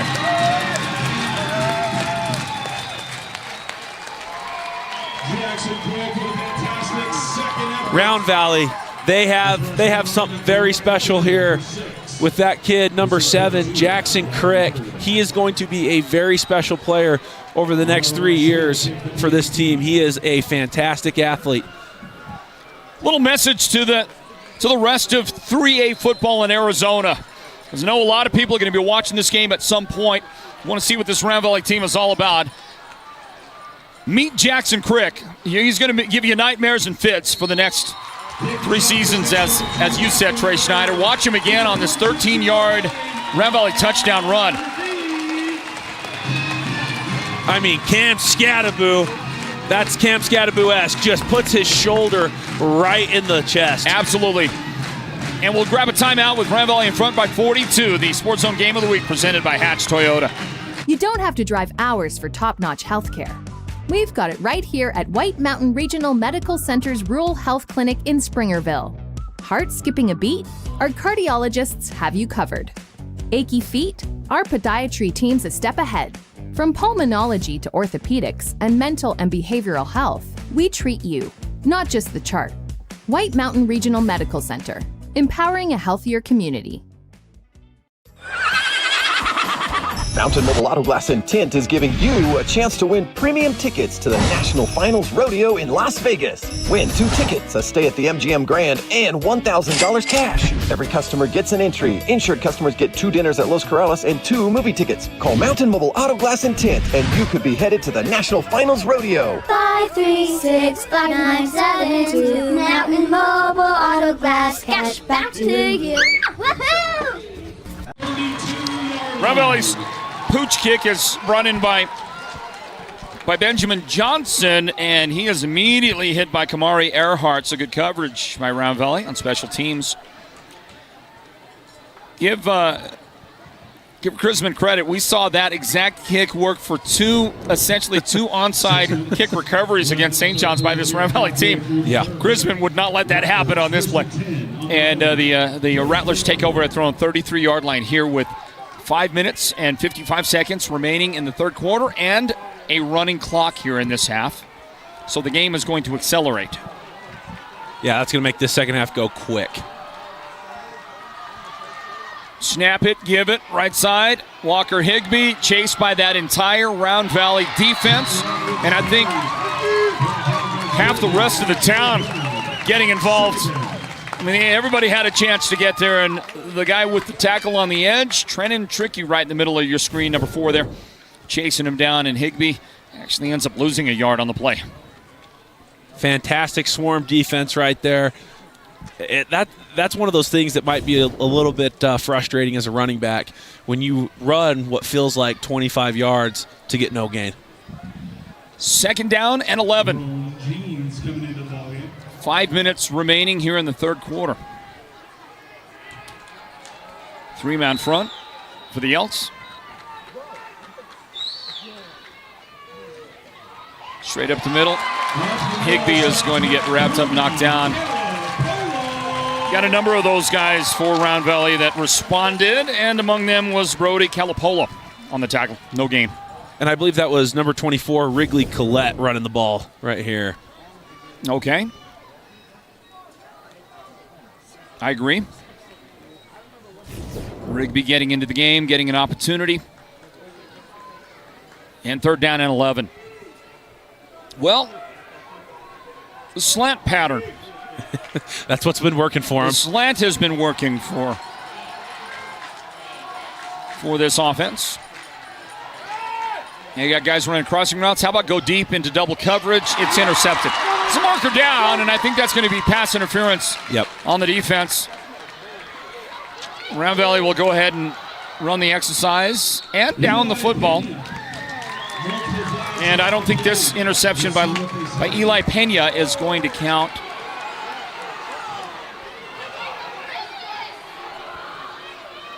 Round Valley fans a little dismayed at the call by the officials. The flag being thrown. Now another late flag is... Oh, no, sorry, it wasn't thrown. They were just throwing it back to each other. Yeah. One official was delivering to the other official, and I thought he was throwing another one of those late flags. Interception will not count. That's going to be pass interference on the offense. Defense. Pardon. And going back to that thought that we had right before this last play, a big reason why that slant has been there is Round Valley, in order to bring a little bit more pressure and kind of keep Phil on his heels, is they're loading up the box and they're bringing 5 to the line of scrimmage with only 2 linebackers, creating a very big pocket, a very big window. I think that's the better term, bigger window for that slant route, because those outside linebackers are right up on the line. So after the mark-off, the ball is at the 47-yard line. Crismon approaching midfield here with 3.5 minutes on the clock in the third quarter.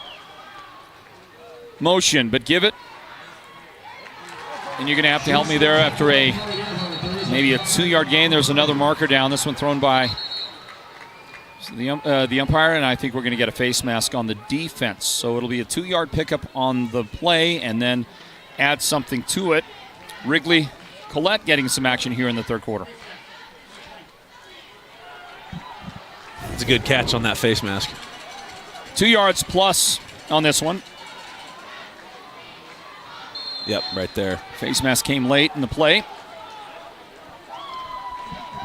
And the ball at the 36-yard line of Round Valley for Crismon. Well, let's see. Looking across that defensive line, and the Elks have decided to get Jackson Crick out of the game, so he's not on the D-line now. And I'm looking across the defense to see if they have...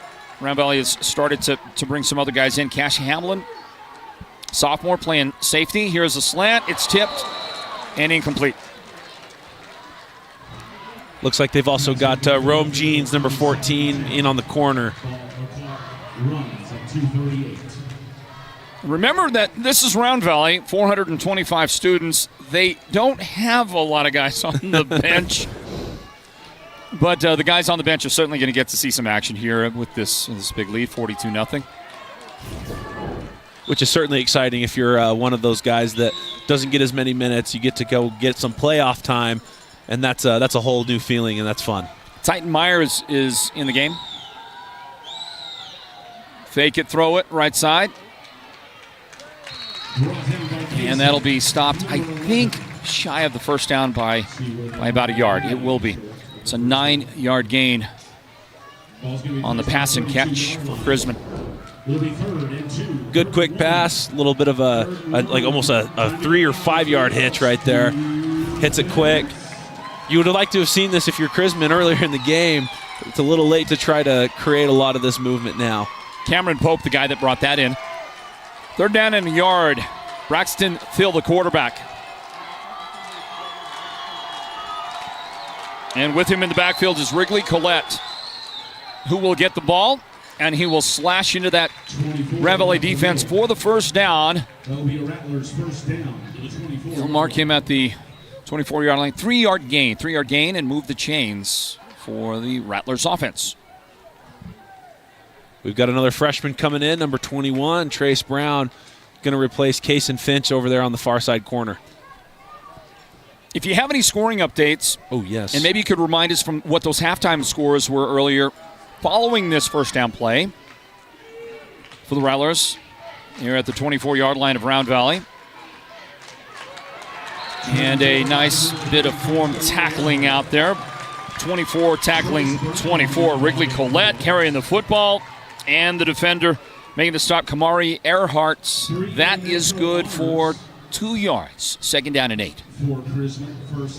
So first scored update I've got, Snowflake and Eastmark. Snowflake was up 20-0 at half. Brenner Green with a 5-yard touchdown run. 2-point conversion was good to make it 28-0 with 7:47 left in the third. And then let me get to the Sholo game. I don't have an update, but it was 14-0 at half. Benjamin Franklin in Benjamin front, Franklin right? up, yep. 2nd down and 8. And they'll give the ball on the speed sweep. Might have been a toss. I would have to look at the replay to know whether that's a pass or a run. Joshua Marquez speeding around that side. And for Marquez, a gain of 4 yards on the play to wrap up the third quarter here from Round Valley, from the Todd Workman Dome. And the Elks are now 12 minutes away from a victory and advancing to the state semifinals. Don't go away. We got the fourth quarter straight ahead here. It's the Sports Zone Game of the Week presented by Hatch Toyota. Buy a Tundra, get a Tundra. That's right. Buy a brand new Toyota Tundra and get a Yeti Tundra 45 cooler free. Only at Hatch Toyota in Sholo. Buy the legendary, powerful Toyota Tundra with average savings up to $6,000 off MSRP. A Yeti Tundra 45 free with your Toyota Tundra. Hatch Toyota at the Northern Arizona Auto Mall in Sholo and online all the time at hatchtoyota.com. Your destination for unbeatable deals and extraordinary adventures. Mountain Mobile Auto Glass and Tint is giving you a chance to win premium tickets to the National Finals Rodeo in Las Vegas. Win 2 tickets, a stay at the MGM Grand, and $1,000 cash. Every customer gets an entry. Insured customers get 2 dinners at Los Corrales and 2 movie tickets. Call Mountain Mobile Auto Glass and Tint, and you could be headed to the National Finals Rodeo. 5365972. Mountain Mobile Auto Glass, cash back to you. Woohoo! A running clock for the fourth quarter of this one, the 3A state quarterfinals in 2025. And a 42-0 Round Valley advantage going into the final 12 minutes. Fake it, throw it on the slant. Cameron Pope could not hold on to what was a well-thrown ball by Braxton Thill. And with that incomplete pass, it's 4th and 5. Rattlers at the Round Valley 19-yard line. Perfect ball, right off the hands. You hate to see that. Braxton Thill, if going back to that replay, his feet weren't quite set, so I wonder if that kind of led to Pope not being sure that ball was coming out right away. You see he's kind of still chopping, then goes right into his throw. Still should have been hauled in. Well, there was a lot of traffic there as well. I know you're trying to give him the benefit of the doubt, but it was plenty of black jerseys around hovering in that neighborhood, and that was going to be a hard pass to decide to catch anyway. But it's 4th and 5. Fake it, throw the screen. Round Valley's defense is there to stop it shy. It's just going to be a 3-yard pickup on the pass play. The receiver was Wrigley Collette, and the defender for Round Valley making the play, Tanner Finch. Just 3 yards, and on downs, Crismon's hopes to get some points on the board will will die right at that moment. And Wrigley Collette, as he was leaving the field, was very frustrated with himself. But looking at that replay, he did absolutely everything he could. His 3 pulling linemen that were getting out there to help on the screen did not touch a soul. And as a screen, that's what everything is based on, right? You're trying to get some help out in front, and nobody came to his aid. Well, there go the Round Valley coaches leaving their perch up high. I would say a lot of confidence with 10:20 remaining, a running clock, and a 42-0 advantage. And we're going to get to see a whole bunch of new guys on offense for this Round Valley team. They give it to Titan Myers. Myers gets his first carry. The new quarterback is Seth Whitaker. Seth Whitaker, a sophomore running quarterback, now on the field for Round Valley, and that is a 1-yard gain for Myers. If you're Round Valley, you're excited to see a new group come out here, get some opportunities to get some plays in a playoff game, because that's one of the hardest things to try to recreate and teach in a practice is that playoff atmosphere. And granted, you're up 42-0, but there's still a special air, and it's exciting to have these young players get a taste for it. That is Myers again. He'll carry the ball, and he'll get to near first down yardage. 8 yards to gain. He'll be that 1 yard shy. It'll be 3rd down and 1 coming up for the Round Valley Elks. And this running clock will get us. It's going to get us to the end of this thing in a hurry. They'll stop the clock a moment to mark off penalty yardage on a Crismon face mask penalty, and then get back to the action. You can see the clock there on your screen jumped a minute. That's because there is actually 9:32. We are at 9:32 remaining in the football game. We lost a minute there somewhere. Not sure where, and now they'll wind the clock and get us going. And we go under 9.5 minutes remaining in a game that Round Valley looks like they've got well in hand, well secured tonight, and they got a lot of young new faces out there on the field. I would suggest it's their JV club now, operating on first down from the 39-yard line. Myers, patience, pausing, hesitating, and then darting for a 3-yard gain, and there is a marker thrown by the referee at the end of it.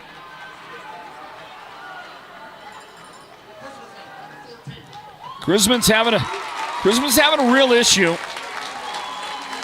in the personal discipline category. We saw it with the starters, and now you're getting some other guys on the field for Crismon, and you get more of it.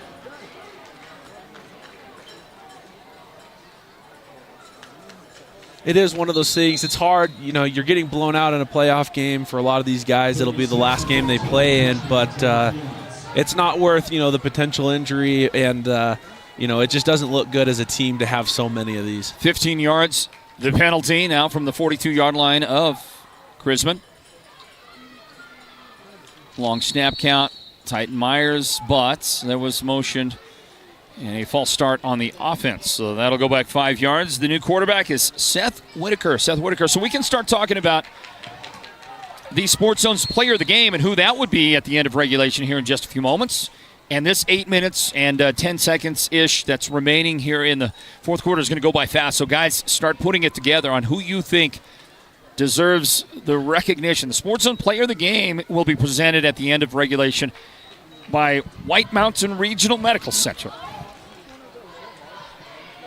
I have my answer now. I don't know if you want to wait, but I think there's one guy that I have. You can tell us after Whitaker and the offense run a first down play right here. 1st and 15. And they're going to fake it. Whitaker's going to keep it. And he will get tackled by Johnson. That's Benjamin Johnson bringing him down after a 3-yard gain. 2nd down and 12. I guess it's not too early to get your vote. My vote, I'm giving it number 7, Jackson Crick. Jackson Crick, the freshman. Both sides of the ball absolutely dominated. I don't think anyone made as big a difference as he did tonight. Boy, my recollection is I just don't remember us ever giving the player of the game to a freshman. I'm not sure we have. I mean, maybe. There have been some great freshman performances over the years, and he has definitely delivered tonight for the team as Titan Myers goes on a no gain here on this second down play. So third down and, well, no, not a no gain. I guess he did gain a couple, so 2 yards to pick up on the play. And it'll be third down and 10 to go for Round Valley. So you say Jackson Crick. Yeah, I don't think anybody had as big of a footprint on this game or left his mark as big as he had tonight. Let's find out what Big Sean Ulestad on his camera says. He wants Joa Brown, the guy that had the second touchdown of the night on a pick six, and whose name got called a lot in the first half. Yep. Not opposed to that one. Played a great game. Joa, number 50. Third down play straight ahead for Round Valley. Take the high snap down. Whitaker to run the option. He'll keep it, and he'll get knocked down from behind. It's an interesting tackle by Cash Watson. So bring Whitaker down. No pickup on the play. So fourth down and 10. We'll see if Round Valley will punt the football for the first time today, and it doesn't look like anybody's coming out. Well, somebody's coming out there. Not sure if he's going to punt the football, but onto the field for Round Valley comes Dallin Hamblin. Dallin Hamblin checks in to the lineup for the Elks. Well, let's find out. What our scorekeeper says. What our scorekeeper on our scoreboard tonight has been Rochelle Austin. And rolling, throwing, delivery. Oh, beautiful pass from Whitaker, but that was just off the fingertips. Unable to hold on to the football was Rome Jeans. Jeans incomplete, and on downs, Round Valley will give it back to the Rattlers. Beautiful throw, though. 5:18 remaining here in regulation. Let's see if Rochelle Austin has a vote to cast. She's going to do the undecided. I'm good with whatever those guys said. Give us a name. Give us a name. She says, I'm good with Joe. I'm good with Jackson. Does she get 2 votes, though? No, she doesn't get 2 votes. She's going to split her votes. Split her vote. All right, how about the technical director, Noah Anderson, down there? Noah, what do you got? Jackson Crick, another for the freshman. I'm telling you. Another vote for the freshman. Well, that leaves 5 more votes. Derek's got 1 of those. I didn't know I had 3 more. Derek's got 1 of those. Crismon is going to get stopped, and they're going to lose a couple of yards. Carrying the football. The Rattlers is Gabriel Velarde.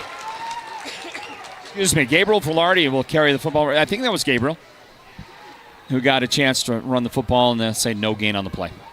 A 0 gain. Time ticking down under 4.5 minutes now remaining in this 3A state quarterfinal playoff game. Let's find out from the camera guy and our producer on these broadcasts. That is Derek Simmons. Derek Simmons does something that is heretofore unforeseen, really never seen out there in the broadcast production world. As you watch this game go to near midfield, and the ball carrier was Joshua Marquez. Good for a 6-yard gain. 6-yard pickup on the play. Derek is casting his vote for number 42, Jeffrey Cochran. He says Jeffrey Cochran deserves a vote. In the chase for tonight's Sports Zone Player of the Game, brought to you by White Mountain Regional Medical Center. Ball at the 49-yard line for Crismon. Marquez in motion. Fake to him. Give it up the middle to Velarde. And he's got the first down, a 4-yard pickup on the play. For Crismon, a first down as we approach 3 minutes remaining in the contest. So the winner of this game is going to play either Valley Christian or Gilbert Christian in the next round of the playoffs in the semifinals. That game was tied at 14 the last time I heard an update. Didn't realize I was off. 14s last I have. Snowflake up 28-0 after 3, and I still haven't gotten an update for Sholo. Here goes Marquez for a 2-yard pickup to the 45 of Round Valley. Won't see too many more offensive plays. Hold on. Gilbert Christian leads Valley Christian 21-20 in the second half. How about that? That's big. How about that, huh? That is going to set up a really interesting. If they can win that game, upset Valley Christian, that is going to set up a really interesting next round of play. And guess what? Isn't that game going to be played here at the Dome? I think that would bring us back here. Don't we play through the semis? Derek was questioning that. Well, I think we do play through the semis in 3A football at the home of the higher seed. Yeah, looking at the bracket, it still says to be determined, so that typically means they're going to go higher seed. I think so. Handoff straight up the middle. And it's good for 5. 5 on the play. 5 yards, the gain for Velarde. And now about 95 seconds-ish remaining in this one. Well, we're going to find out who the Sports Zone's player of the game is. Got 4 votes left to count here in just a few moments. Well, where are you casting? Where are you casting one of yours? Well, let me see. Jackson Crick is certainly a deserving guy in the discussion. Jeffrey Cochran, I agree. Joe Brown, all these guys certainly have deserved some strong consideration as you watch this ball go out of bounds, this run go out of bounds, just shy of the first down. 2-yard gain, 2-yard pickup on the play for Joshua Marquez. And it will be 4th down and a yard to go for Crismon with 50 seconds left in regulation. I mean, obviously those guys all deserve some credit. You'd be remiss if you didn't talk about Cage Finch. Yeah. And the night that he had. Didn't get called on to throw the ball a lot, but when he did, he picked that defense apart and did throw a touchdown pass, scored 2 touchdowns in the game. So obviously you've got to talk about Cage Finch in there somewhere. Brody Crick had a night. And direct snap and first down yardage gain on the play of 4 yards. 4 yards to pick up. And the guy that got it was Ben Lloyd. Ben Lloyd, number 15 in there, and a chance for him to run the football. And that'll be it. That'll be the final play of this one. They stop the clock to move the chains. And now they'll start it up for the final 10-second runoff, and that'll be it. And Brad Baca and his Round Valley Elks have picked up a huge quarterfinal victory to advance now to the semifinals. Will they play Valley Christian? Will they play Gilbert Christian? Going to find out here in a little while. And should find out and have that information during our post-game wrap-up. We will announce the Sports Zone's player of the game next as well. Thank you to White Mountain Regional Medical Center for that. Back in a moment, everybody, to get our post-game wrap-up underway from the Tot Workman Dome. Massive win for Round Valley. The Sports Zone Game of the Week is presented by Hatch Toyota. Buy a Tundra, get a Tundra. That's right. Buy a brand new Toyota Tundra and get a Yeti Tundra 45 cooler free. Only at Hatch Toyota in Sholo. Buy the legendary, powerful Toyota Tundra with average savings up to $6,000 off MSRP. A Yeti Tundra 45 free with your Toyota Tundra. Hatch Toyota at the Northern Arizona Auto Mall in Sholo and online all the time at hatchtoyota.com. Your destination for unbeatable deals and extraordinary adventures. According to eyewitnesses, the guy went in and didn't come out. That was 2 days ago. His wife is worried. His boss has called. The latest report says he didn't know what hit him.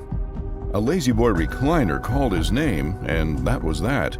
This may be a hostage situation. For the best selection of Lazy Boy recliners, sofas, and sectionals, head to the Furniture Gallery, where they have furniture so comfortable, it's almost a crime. Your neighbors and friends won't have to fake their enthusiasm over your new wall. With the durability and strength of precast Verticrete walls from Hatch Concrete is a solid investment. Enhance your property's value with a 2-sided decorative concrete wall that's as stylish as it is affordable. No yearly repairs or restaining needed. Request a free estimate from Hatch Concrete today, where quality isn't just a name, but a tradition. Step into the world where every bloom tells a story at the Bloom House Floral Design Shop. From enchanting decor to lifelike artificial florals that stay stunning year-round, we craft magic for your home, your holidays, and your biggest moments. Need a custom arrangement or a centerpiece that wows? We'll design it just for you. No fairy godmother required. The Bloom House, located in Pinetop and Show Low, is where imagination blossoms and every day becomes more beautiful. Folks, let me tell you, nobody does aggregates like Perkins Aggregates. People, they come up to me and they say, how do they do it? It's simple. They've got the best people, the most professional drivers, and customer service that's absolutely tremendous. I mean, these guys deliver affordable, big, beautiful rock and concrete materials. Everyone's talking about it, so if you want quality, come get a load of this. Call Perkins Aggregates. And if you know anything about me, it's that I'm a winner, and I know winners. And these guys, they're winners.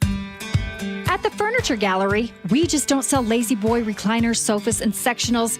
We sell the good life. We'll do whatever it takes to make your house feel like a home, short of tucking you in at night. Comfort guaranteed, style on point. Because once you sit down, you'll never want to stand up. And that's exactly how we make our customers for life. The Furniture Gallery, the champions of comfort. You don't have to drive hours for top-notch healthcare. We've got it right here at White Mountain Regional Medical Center's Rural Health Clinic in Springerville. Heart skipping a beat? Our cardiologists have you covered. Achy feet? Our podiatry team's a step ahead. From pulmonology to orthopedics and mental and behavioral health, we treat you, not just the chart. White Mountain Regional Medical Center, empowering a healthier community. Back into the Round Valley Dome, the Todd Workman Dome, the site of tonight's just decisive, dominating victory for Round Valley in the 3A state quarterfinals. And with by the sounds of it, some pretty close games going on around the rest of the 3A playoffs. Show Low fighting hard the last time we knew, down a couple of touchdowns in the second half to Benjamin Franklin, the top seed. That game still undecided the last time we got a scoring update on it. Close game going on. A 1-point game with Gilbert Christian in front of Valley Christian, the last update we had on that game in the second half. Tonight here, Round Valley just never was in doubt as far as putting this game away, winning this game. The Elks opened up the scoring on their first possession. They got the ball first, and Cage Finch capped off an 8-play, 51-yard scoring drive. And with 8:03 on the clock in the first quarter, Finch with a 3-yard touchdown run, followed by a successful point after, made it 7-0 Round Valley on top. The Elks scored on Crismon's first possession by intercepting the ball and scoring the touchdown, a pick six. That was for Joa Brown, a 26-yard interception return for Joa with 6:11 on the clock in the first quarter to give Round Valley, after the kick, a 14-0 advantage. Moving on to the second quarter, after setting themselves up with their second interception, Round Valley took over possession of the ball at the Crismon 46-yard line and went on a short 4-play scoring drive after that interception. With 11:46 on the clock in the second quarter, Cage Finch had his second touchdown rushing. 6 yards this time on the run. The kick was good, and Round Valley's lead was 21-0. Still in the first half, the Elks would score yet again. They got the ball back, went on a 6-play scoring drive that covered 58 yards this time. And with 4:53 showing in the second quarter, Cage Finch threw a touchdown pass to Kamari Earhart's. It was a short one. It was a 2-yard touchdown pass, but it was good to make it Round Valley 28-0 in front. They would score one more time before the half would end. This time a fumble recovery in the end zone by Jackson Crick, who had a great game tonight. He's just a freshman. And after a high snap to the Crismon punter, the ball was recovered in the end zone by Jackson Crick to make it 35-0 at halftime. In the second half, Round Valley was set up for their final touchdown by a Jeffrey Cochran interception. The Elks got the ball at their own 46-yard line after that interception, and they went on a 3-play scoring drive, okay? And they were helped by a penalty during that as well. 3-play scoring drive that finished up with Jackson Crick going in from 13 yards out. I forgot to mention on that drive, it was a little eerie, very eerie, very superstitious thing happened on that scoring drive for Round Valley. I should have mentioned it then. When they got the ball, they ran 3 plays for the score. Each one of those plays was a 13-yard gain. They went 13 yards. Then they went another 13 to the 13-yard line. And then a 13-yard Jackson Crick touchdown run. It's not October anymore. I don't like that. Very weird, very eerie. I don't know. I'm just saying, okay? For anybody that's superstitious out there, that's what happened. Very soon we're going to talk to the guys down on the field, our Sports Zone players of the game. We got 3 of them, 3 of those guys that we're going to talk to here in just a moment. Anyway, that Jackson Crick touchdown was the final scoring tonight from Round Valley, and it ends up a 42-0 victory here for the Round Valley Elks. How about this one tonight? Round Valley, the community, they got to be proud of these guys after the effort tonight. Yeah. That's all you got to say. Yeah, that's about it. Just a yeah. Yeah, that was, a masterclass performance in playoff football. You ever taken one of those master classes, by the way? I have not. Try it sometime. Hey, we've got a... I didn't mean it like that. I got to go learn, I guess. We've got one of our Sports Zone players of the game set to join us. I'm looking for a jersey. Tell him to step to his left just a bit so I can see that jersey. Here we go. All right. You ready to go? Can you hear me down there? Yes, sir. All right. Here we in our post-game wrap-up, everybody. How about the final score tonight in this 3A state quarterfinal playoff game? Round Valley has defeated Crismon 42-0. Welcome in, everybody. Floyd Simmons here along with Trey Schneider. And a time to announce our Sports Zone players of the game. We got multiple players in this one. It's presented by White Mountain Regional Medical Center. Down on the field, joining us is the freshman Jackson Crick, who has been described by my broadcast partner as a man out there on the field. Just a freshman. Jackson, congratulations on the win. Thank you. And you had a ball game, dude. I mean, the recovery for the touchdown. You also scored a rushing touchdown, 13-yard touchdown run. We were calling your name a lot with your exploits, running the football and handling things on the defensive line. Tell us about the game and tell us about the win for your Round Valley team tonight. We had good practices. We were locked in. I don't know. It's just it was a good game. Team played almost a perfect football game tonight. How did you feel? I mean, you got out there, and from the very get-go when you started running the football, man, you were running hard, running downhill, and your guys were opening up some gaps for you to get through. What was it like for you out there in a competitive 3A state quarterfinal game? I was a little nervous, but after the first few plays, I was ready to go. Yeah, it was obvious. It was obvious. Tell us about some of those other guys. You play with, you're kind of an undersized defensive lineman. And by the way, how about that? You play in defensive line. I don't think you're going to play D-line for much of the rest of your high school football career, but there you are out there on the field. Is it kind of one of those situations? Maybe you could tell us about that. Why do you take that assignment? Because it doesn't seem like you'd be a natural D lineman. We needed fast people on the line. It's just how we play our D. And it's just where I am. Is it kind of one of those things you'll do whatever they ask you to do? Yes, sir. Yeah, there's no doubt. Tell us about the work that you felt your defense did tonight. I mean, obviously you threw the shutout tonight. And how about the defensive line? Tell me about the play that they give you that you felt like those guys were doing out there. Guys like the guy next to you, Peyton Tucker. Talk about your defensive line work tonight. They're doing good. They're blocking the holes, getting through. That's about all I got to say. Awesome. Well, Jackson, fantastic job tonight. As a freshman, what's it like playing a playoff game in the Dome? It doesn't get much bigger than this. No, it's great. I love it. Lots of noise, lots of hype. It's great. It's kind of what you've been dreaming about for a long time, isn't it? Yes, sir. You feel like your team has what it takes to go all the way in this tournament? Oh, we sure can. I love it. I love it, man. Hey, listen, that was a great interview, spoken like a real true freshman. Don't make fun of me. And we appreciate you, man. Great job. You keep it up out there, okay? Thank you. All right, good luck to you. Thank you. As a guy right there that the rest of 3A football is going to start to get to know and get familiar with for a long time. And you know what's in that guy's future? first team All-State at some point. Yeah. Right? That's in his future. Yes. And I don't know, man. I'll tell you, he keeps on growing. He keeps on playing like that. Maybe an All-Arizona guy someday. What a player and what a job by just a freshman tonight. I mean, just playing well beyond his size, his strength, his experience, his skill. You know, kind of that question you asked him, you know, are you willing to, you're pretty much playing the defensive line because are you doing what they ask you?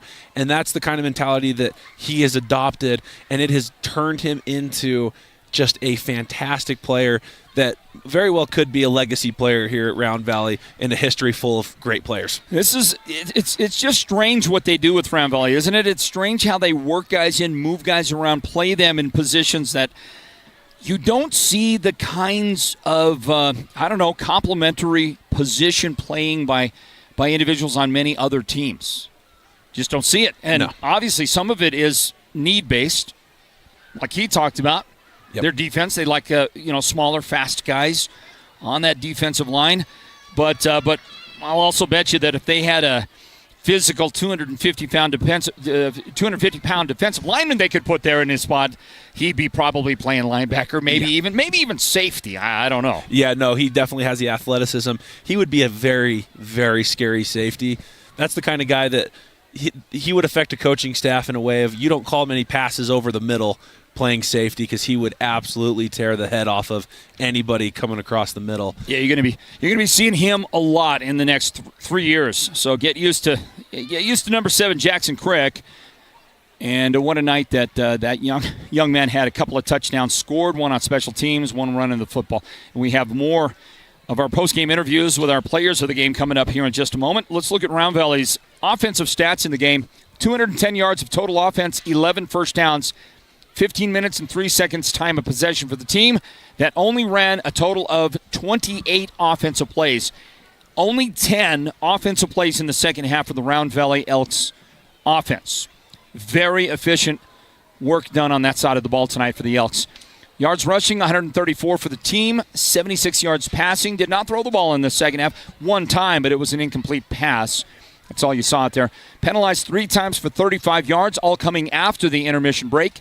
Fumbled it once, lost that, and it was their one turnover in the game as that fumble lost after they had been set up to possibly punch one in on a short field. When they got a turnover and a takeaway from Crismon, they gave it right back to him. Cage Finch was 4 out of 4 in the game for 76 yards. Seth Whitaker off the bench threw the ball one time, threw that one incomplete. By the way, Finch did throw a touchdown in the game. And his favorite target was Brenton Walker, 3 catches for 74 yards, all coming in the first half. Kamari Earhart, 1 catch for 2 yards. That was a touchdown in the first half. Running the football, leading ball carrier, leading rusher was Jackson Crick, 7 carries, 53 yards and a touchdown. His older brother Brody Crick, 6 carries, 52 yards. No scores. Jackson's got that to brag about and talk about for a long time. How I outdid my big brother in the quarterfinals of this one. Titan Myers, 4 carries for 14 yards. Cage Finch, 3 rushes for 10 yards. Jeffrey Cochran, 1 carry for 2 yards. Seth Whitaker, 2 rushes for 3 yards. We continue to wait for the rest of the others of our players of the game to join us for our post-game festivities here from the Round Valley Dome. Gives us a chance to talk about the Crismon numbers in this one. They had 175 yards of total offense. Listen, Round Valley had 210. Crismon had 175. Give it up for the Rattlers. They played hard tonight. It obviously did not go their way at all, but stayed out and played the game. Yeah, they had a lot of drives. They started out, on drives they would start out moving the ball, and that's where a lot of those 175 yards came from. But you have to finish drives. That's kind of the name of the game. You got to get into the end zone. You've got to find ways to score, and as the score indicates, they never did quite figure that out. And that's because Round Valley found a way for them not to score in this one tonight. 175 yards for the team. 13 first downs. 13 first downs put together by the Crismon offense. 32 minutes and 57 seconds time of possession. They did run 57 plays to get that 175, by the way. Rushing, 104 yards for the team, 71 yards passing in this one tonight. And they were sacked 1 time on the evening, intercepted 3 times by Round Valley, and also the Elks took away 2 fumbles. Those were on bad snaps. Let's see here. 5 total turnovers by Crismon in the game tonight. Braxton Thrill, the quarterback, was 10 out of 24 for 71 yards, 3 interceptions. Leading receivers, Asher Vance, 5 catches for 34 yards. Cameron Pope, 4 catches for 34 yards. Rigby Collette caught 1 pass for 3 yards in the game. Joshua Marquez caught 1 pass that didn't gain any yardage. Running the football, Walker Higbee, 14 carries for 58 yards. The man played hard out there for the team. Joshua Marquez, 5 carries for 19 yards. And they had a whole host of other players that gained less than 5 yards for the team tonight on 175 yards of total offense. Let's see. We're waiting on a couple of other guys to join us for our post-game discussion. Is there did I see Trenton Trickey patrolling, walking around out there? Derek, I thought I saw him out there a moment ago. He wasn't scheduled to join us in our talk, but I don't see him held up for another discussion that's going on elsewhere out there on the field. And Trenton would be a great guy to get some words with as well here. Well, and while we look for that, I do have some updates to finish off our night, some scoring updates from across. So Sholo falls to Benjamin Franklin 21-0 to end that. Great season for the Cougars. Would have liked to have seen them get back and pull off that upset. And then for Snowflake, they beat Eastmark tonight 35-0. Kind of how you expected that game to go, isn't it? Yes.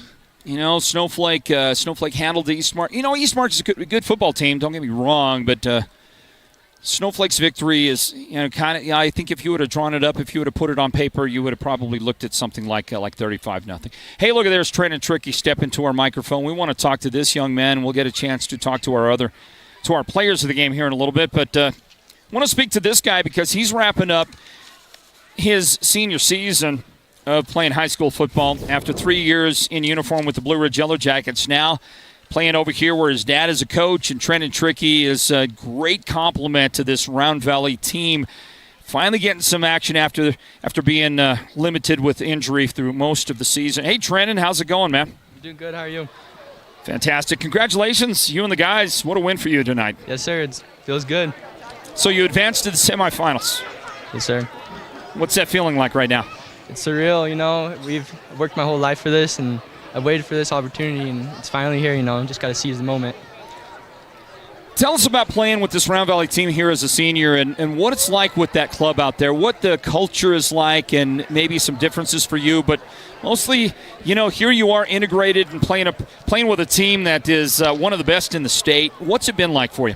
This is a tight-knit knit of guys, and we all kind of have each other's backs, and every morning, we push each other to be better, and it's really good. The coaching staff is awesome. They always help prepare us for every week, and we never feel like we're down.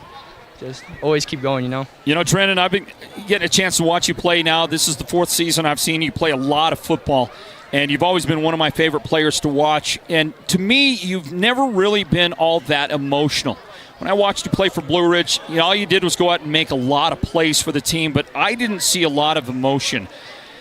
Tonight and here toward the back half of the season, while you've gotten a chance to get out there and play after some frustrating injuries for you this season, I'm seeing a lot more emotion. Or is that my imagination? Do you feel like you're a lot more emotional? Because it feels like you're just trying to take advantage of every little moment that you get to play football now. Yes, sir.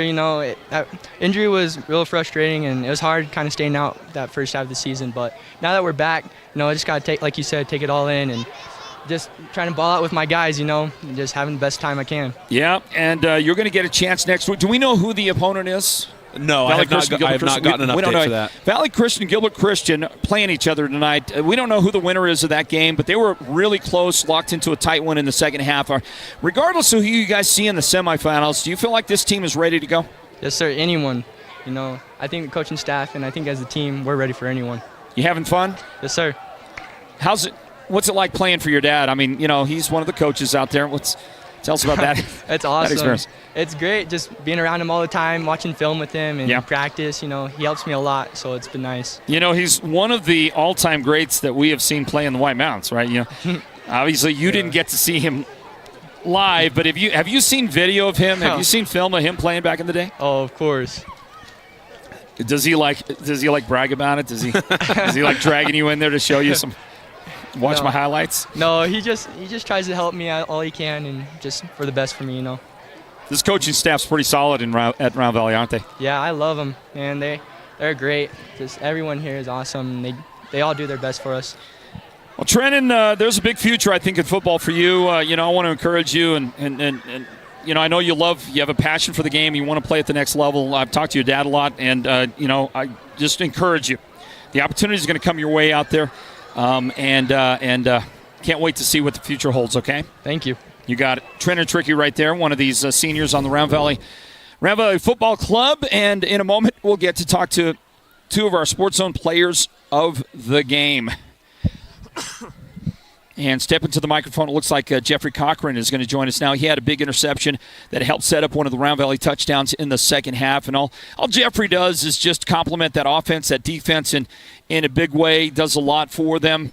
And, one of the key members of a team. And really, I think his biggest contribution, not just being a great player physically, not just the speed, the physicality on defense that he gives you, the fact that he is a great weapon on offense when they need to turn to him. They didn't need him tonight, Trey, on offense. Not really. But as you said, it's fantastic to have that in your back pocket of, teams, they're going to look at Cage Finch, they're going to look at Brody Crick, they're going to start looking at Jackson Crick, and they're going to start trying to key on those guys, and you have a guy like Jeffrey Cochran who can also make big plays. If I'm game planning against Round Valley in the next round of the playoffs, if I'm Valley Christian or Gilbert Christian, whoever wins that game, I don't think I should look at this game tonight. Because if you do, you're not going to get a really good look like you need to of the guy we're about to talk to, Jeffrey Cochran. So let's pardon me on that. Let's bring Jeffrey in here as we continue our wrap up from Round Valley on the Sports Zone Game of the Week presented by Hatch Toyota. And one of our players of the game, it's brought to you by White Mountain Regional Medical Center, is the senior you're looking at right there, Jeffrey Cochran. Hey, Jeffrey, congratulations on your win. Thank you. Big win for you guys. Big win for you. We've been watching you play for a long time, and can you kind of put into words what it means to advance to this point of the season? Your last chance this season, wear that uniform right there, that number 42, the black and the gold, and all of a sudden now, with a big win, you advance to the semifinals. What's that feeling like? It's kind of surreal for me. This is the last time I get to play in the Dome, and I'm really happy to be moving to the semis. This is the first time in my high school career, and first time in a while from what I can remember, and I'm just really excited to be able to play. Yeah, it's a great accomplishment. What would you say about the guys around you, this Round Valley team that it goes on, wins the 3A Mountain Region in one of the most competitive years? Okay, Payson was good. Blue Ridge, obviously good. They beat your team earlier this season. Sholo was outstanding. Any one of those teams could have been the region winner. It was you guys. You guys won it. And so what does it say about Round Valley and the quality of the team that you play on? I think it just means that we're tough. I think we got a true brotherhood going on, and we're super united as a team, and we got everybody's backs, and, we hold each other accountable, and we keep the standard high. I think that's why we win. Jeffrey, you're one of the leaders on this team, and what I have never understood about Round Valley, how you guys do this, because this is year in and year out. You don't have a lot of numbers. So when it comes to practice, I would imagine you can't be as physical in practice as a team that's got 2s and 3s and a lot of guys on the bench. So you've got to protect each other. You got to keep each other healthy. You can't be knocking each other out in practice. And yet, this Round Valley team is always so physical, so willing to put their bodies on the line every game in and game out. How do you guys balance that? How do you guys how do you guys play the game the way you play it and come out ready, hungry, and physical on a Friday night when clearly you can't be doing that all week long in practice? Our practices are not as physical, but they're super intense, and for coming out on Friday night, I'd say it's Coach Alba getting us fired up in the locker room. I've got goosebumps before every single game, so. That's awesome. What is on my head? I can't see You've it. got so many hats going on right now. This is insane. I think you got You got 12 hats. Oh, sweet. I'm not sure. Oh, there it goes. Dang it. Awesome. Well, that's a lot of love, man. Jeffrey, so big atmosphere in here, right? And you've got some kids behind you, some of the ones running and putting their hats on you. They're going to be the next, generation of Round Valley Elks. How do you go about your week-to-week routine, your day-to-day routine to try to influence, the freshmen so that when these younger kids that are, all around you, when they get into high school, the example that you've set continues on to them? I think it starts in the weight room. We have weights at 6 a.m. every morning and then practice at 4 in the afternoon. I think we just try and keep the standard high. We've got multiple leaders on the team, and we all buy in, and I think that's really important for our freshmen to learn early. The culture's changed in the past couple of years, and I think we're doing a really good thing here. A lot of pride for you? What's that? A lot of pride for you? Yes, sir. You ready to go next round of the playoffs? Of course. Don't know if it's Valley Christian or Gilbert Christian just yet. That's going to come in very soon. It's looking like Valley Christian. Looking like them, huh? Yep. Well, one way or the other, you're going to have a tough next opponent. Is this team ready to go? Yes, sir. We're going to prepare good, and I think we're going to come out firing on Friday night. Love it, man. Love it. Jeffrey, congratulations. You are one of our Sports Zone players of the game. It's brought to you by White Mountain Regional Medical Center. You get one of those great T-shirts, man. Thank you, sir. Enjoy that. All right, Jeffrey Cochran put a game together like he always does, and he was big on defense.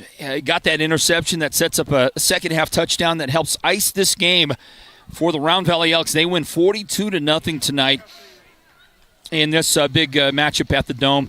They take down Crismon 42-0, the final score in the 3A state quarterfinals. And meanwhile, we do have one more of our players of the game set to join us now. Get one of those great T-shirts and tell us what it was like for him out on the field in victory for Round Valley on this evening. Round Valley beats Crismon 42-0. The Sports Zone player of the game tonight, 3 of those players of the game. It's presented by White Mountain Regional Medical Center, and this guy here is Joa Brown. Joa had a great game. Joa, we called your name. It seemed like we were calling your name every other defensive play in that first half of this game. And you scored the second touchdown for Round Valley tonight on a ball that was thrown right between the 5 and the 0 in your jersey. Quarterback on the other side laid it out there perfectly for you. You intercepted it and ran it back in for a pick 6. Joa, tell us what that's like playing from your position on the defense. You don't get those opportunities very often. Tell us about the pick 6. I mean, it was kind of crazy for me because I'm never expecting to get a pick on the D-line. So, watching him drop back, get hit, I saw his arm go up and his eyes go straight to me, and I was like, he's throwing that to me. Got it, touchdown, everything got done. So you got to give a lot of credit to your teammate Brody Calipolo is the guy who provided the quarterback pressure. He wrapped him up. The ball was released at that point, and again, right into your hands. So Brody, are you going to give him a little credit for that? You're going to buy him some lunch? You're going to do something for him? Hey, I'll get him a drink or something like that. Come on now. I like it. I like it a lot. Awesome. Well, hey, as a defensive lineman, right, you guys like to line up in a 3-man front, sometimes in a 5-man front. You'll kind of like walk your defensive or your outside linebackers up. But sometimes, tonight we saw this a lot. You guys would go to your 3-man front, and you were still getting pressure against the max protect look from the offensive line. What is it about a 3-man rush that Round Valley brings that can still get to the quarterback? Effort. All it is effort. Every play going down. We have to thank the coaches, too, for training us to play against this good team. So, we've got to work hands. We know that they kind of stood up a little bit. We knew we had our speed and effort, so we just went down and fly to the ball. What is it that leads to that effort then? How is that produced? Round Valley is famous for what you talk for, the effort. What brings it out of you guys? Got to build a culture. Starts at the top. You got to get even the little guys to come up. Got to thank my team last year, like Connor Luker, all those guys, Wyatt Hetrick for setting that standard, and this year all of our main guys are leaving that standard up there. If you slack, you're going to get a ripping by your team. If you fall behind, that's on you. Bigger accomplishment for this team, winning the 3A Mountain Region, winning that quarterfinal game tonight here versus Crismon. Sorry, what was that one more time? What's the bigger accomplishment? I think the answer is obvious, but what's the bigger accomplishment for you and the team? Winning the Mountain Region like you did, or winning this big game against Crismon? I mean, both are great accomplishments. Region's pretty cool. You get to have a little plaque, But, this is a good game. This was really fun for me and my teammates. You go on the sideline, getting hyped for a bunch of big plays, multiple big plays that happened tonight. So I can't really distinguish between either of them. Looks like Valley Christian is going to be next up for you guys in the semifinals. How do you feel like you guys are going to be ready for this one? Same thing. Practice every day. Practice hard. Practice with that effort and that standard that we keep. I love it. Enjoy this win, okay? Yes, sir. Thank you. Congratulations, Joe Brown. Appreciate it. What a game he turned in, and it was really a team win. Yeah. And we talked about when we were going through our voting on the Sports Zone's Player of the Game. Excuse me. Could have been a number of these Round Valley Elks. Yeah. Factored into that. And it could have been some of the standard names. I mean, Cage Finch, the quarterback, 2 rushing touchdowns, passing touchdown. His overall leadership was fantastic, like it always is. It could have been the guy you see with the ball right there. Brody Crick had a nice game as well, making plays on defense, making plays on special teams, and, of course, running the football. Could have been a number of guys. We went with Joe Brown. We went with Jeffrey Cochran, and then the freshman Jackson Crick. Those 3 guys. And they kind of said some of the same things, Trey. They talk about effort. They talk about culture. They talk about things that are branded into this Round Valley program. The word that I loved that I think all 3 of them brought up was culture. If you're a new head coach or you're a kid that's getting ready to go into a high school program, if there's one thing you want to start with, it's the culture, right? So if you're a new a kid coming into a new program, find out what it is that they cherish. Find out what it is that they want. Because sometimes as a player, you might have the idea of this is what I think it is. And sometimes that can lead you down a path that maybe doesn't get you as much playing time or you don't make the contributions that you're capable of. And so I love that all of these guys, because, you heard it from seniors all the way down to the freshmen, it's a culture thing. And these guys, they've bought into the culture, and it's a crazy thing because there's no stat for culture, but it's making a massive difference on this team. Couldn't agree more. Well put. Did you have a scoring update from Valley Christian, Gilbert Christian? According to Max Preps, we've got 40-21, Valley Christian. So pulling away in the second half. Yes. Whatever the issues were, that game was close throughout the first half and on into the third quarter, but late in that game, a big lead, as much as a 3-score lead you're talking about right there for Valley Christian. So it looks like that is what is up next for Round Valley in the semifinals. Game that will not be played here at the Dome then. And Benjamin Franklin is advanced. They beat Cholo 21-0. How about the Cougars with that fight? That's the number 1 team in the state, undefeated. And Cholo gave them, sounds like, all that Benjamin Franklin could bargain for. In falling, but keeping that thing respectable. So hats off to Cholo, but the season is over for the Cougars now. And the one remaining 3A Mountain team are the Round Valley Elks. They won the region, and they are living up to that number 3 seed and advancing to take on number 2 next week in the state semifinals. The only thing we don't know is Push Ridge and Florence, but Push Ridge did have a big lead at one point in that game, and it might look like the defending champions and the number 5 seed with a chance to advance to play Benjamin Franklin in the state semifinals. Let's see, down the road in 2A football, the St. John's Redskins tonight battling against Arizona Lutheran. We don't have that final, but St. John's the 4 seed, Arizona Lutheran the 5 seed. We still do not have any results on that, so to be reported.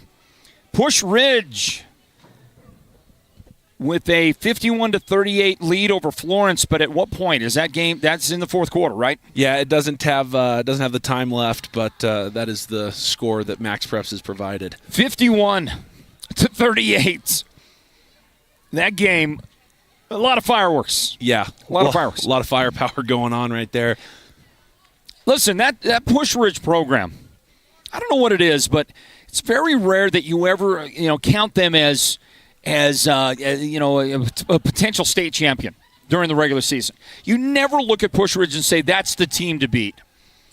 And somehow, in some way, what they do when the playoffs roll around, Push Ridge hits another gear a lot of the time. Now, 2 years ago, they got knocked out of the first round by Blue Ridge. Okay, now last year they returned the favor. They beat Blue Ridge big time on the way to a state championship, Push Ridge got. But we have seen so many times the Push Ridge Lions with no real respect, at least maybe not the level of respect they deserve given in the regular season, just kind of hit that next gear for the playoffs. It looks like they're on the way to a return trip to the semis. Now, what's that score? I can't see the whole number. Oh, got it. St. John's and Arizona Lutheran. 13-10? 13-10 in favor of St. John's. St. John's in front. Late in that game, we assume? I would assume, yeah. What a game going on just down the road in St. John's. Good luck to the Redskins representing the White Mountain region and in the 2A state playoffs. Well, that's going to do it from here. We thank you all for joining us tonight on this one. What a game at the Tot Workman Dome. Want to say thanks to our producer on this one, Derek Simmons, our technical director, Noah Anderson. Also, big thank you to Big John Ulvestad on camera, to our statistician, the lovely Sonia Simmons, to our scoreboard operator, Rochelle Austin. For Trey Schneider, I'm Floyd Simmons saying good night from the Dome, everybody. God bless you.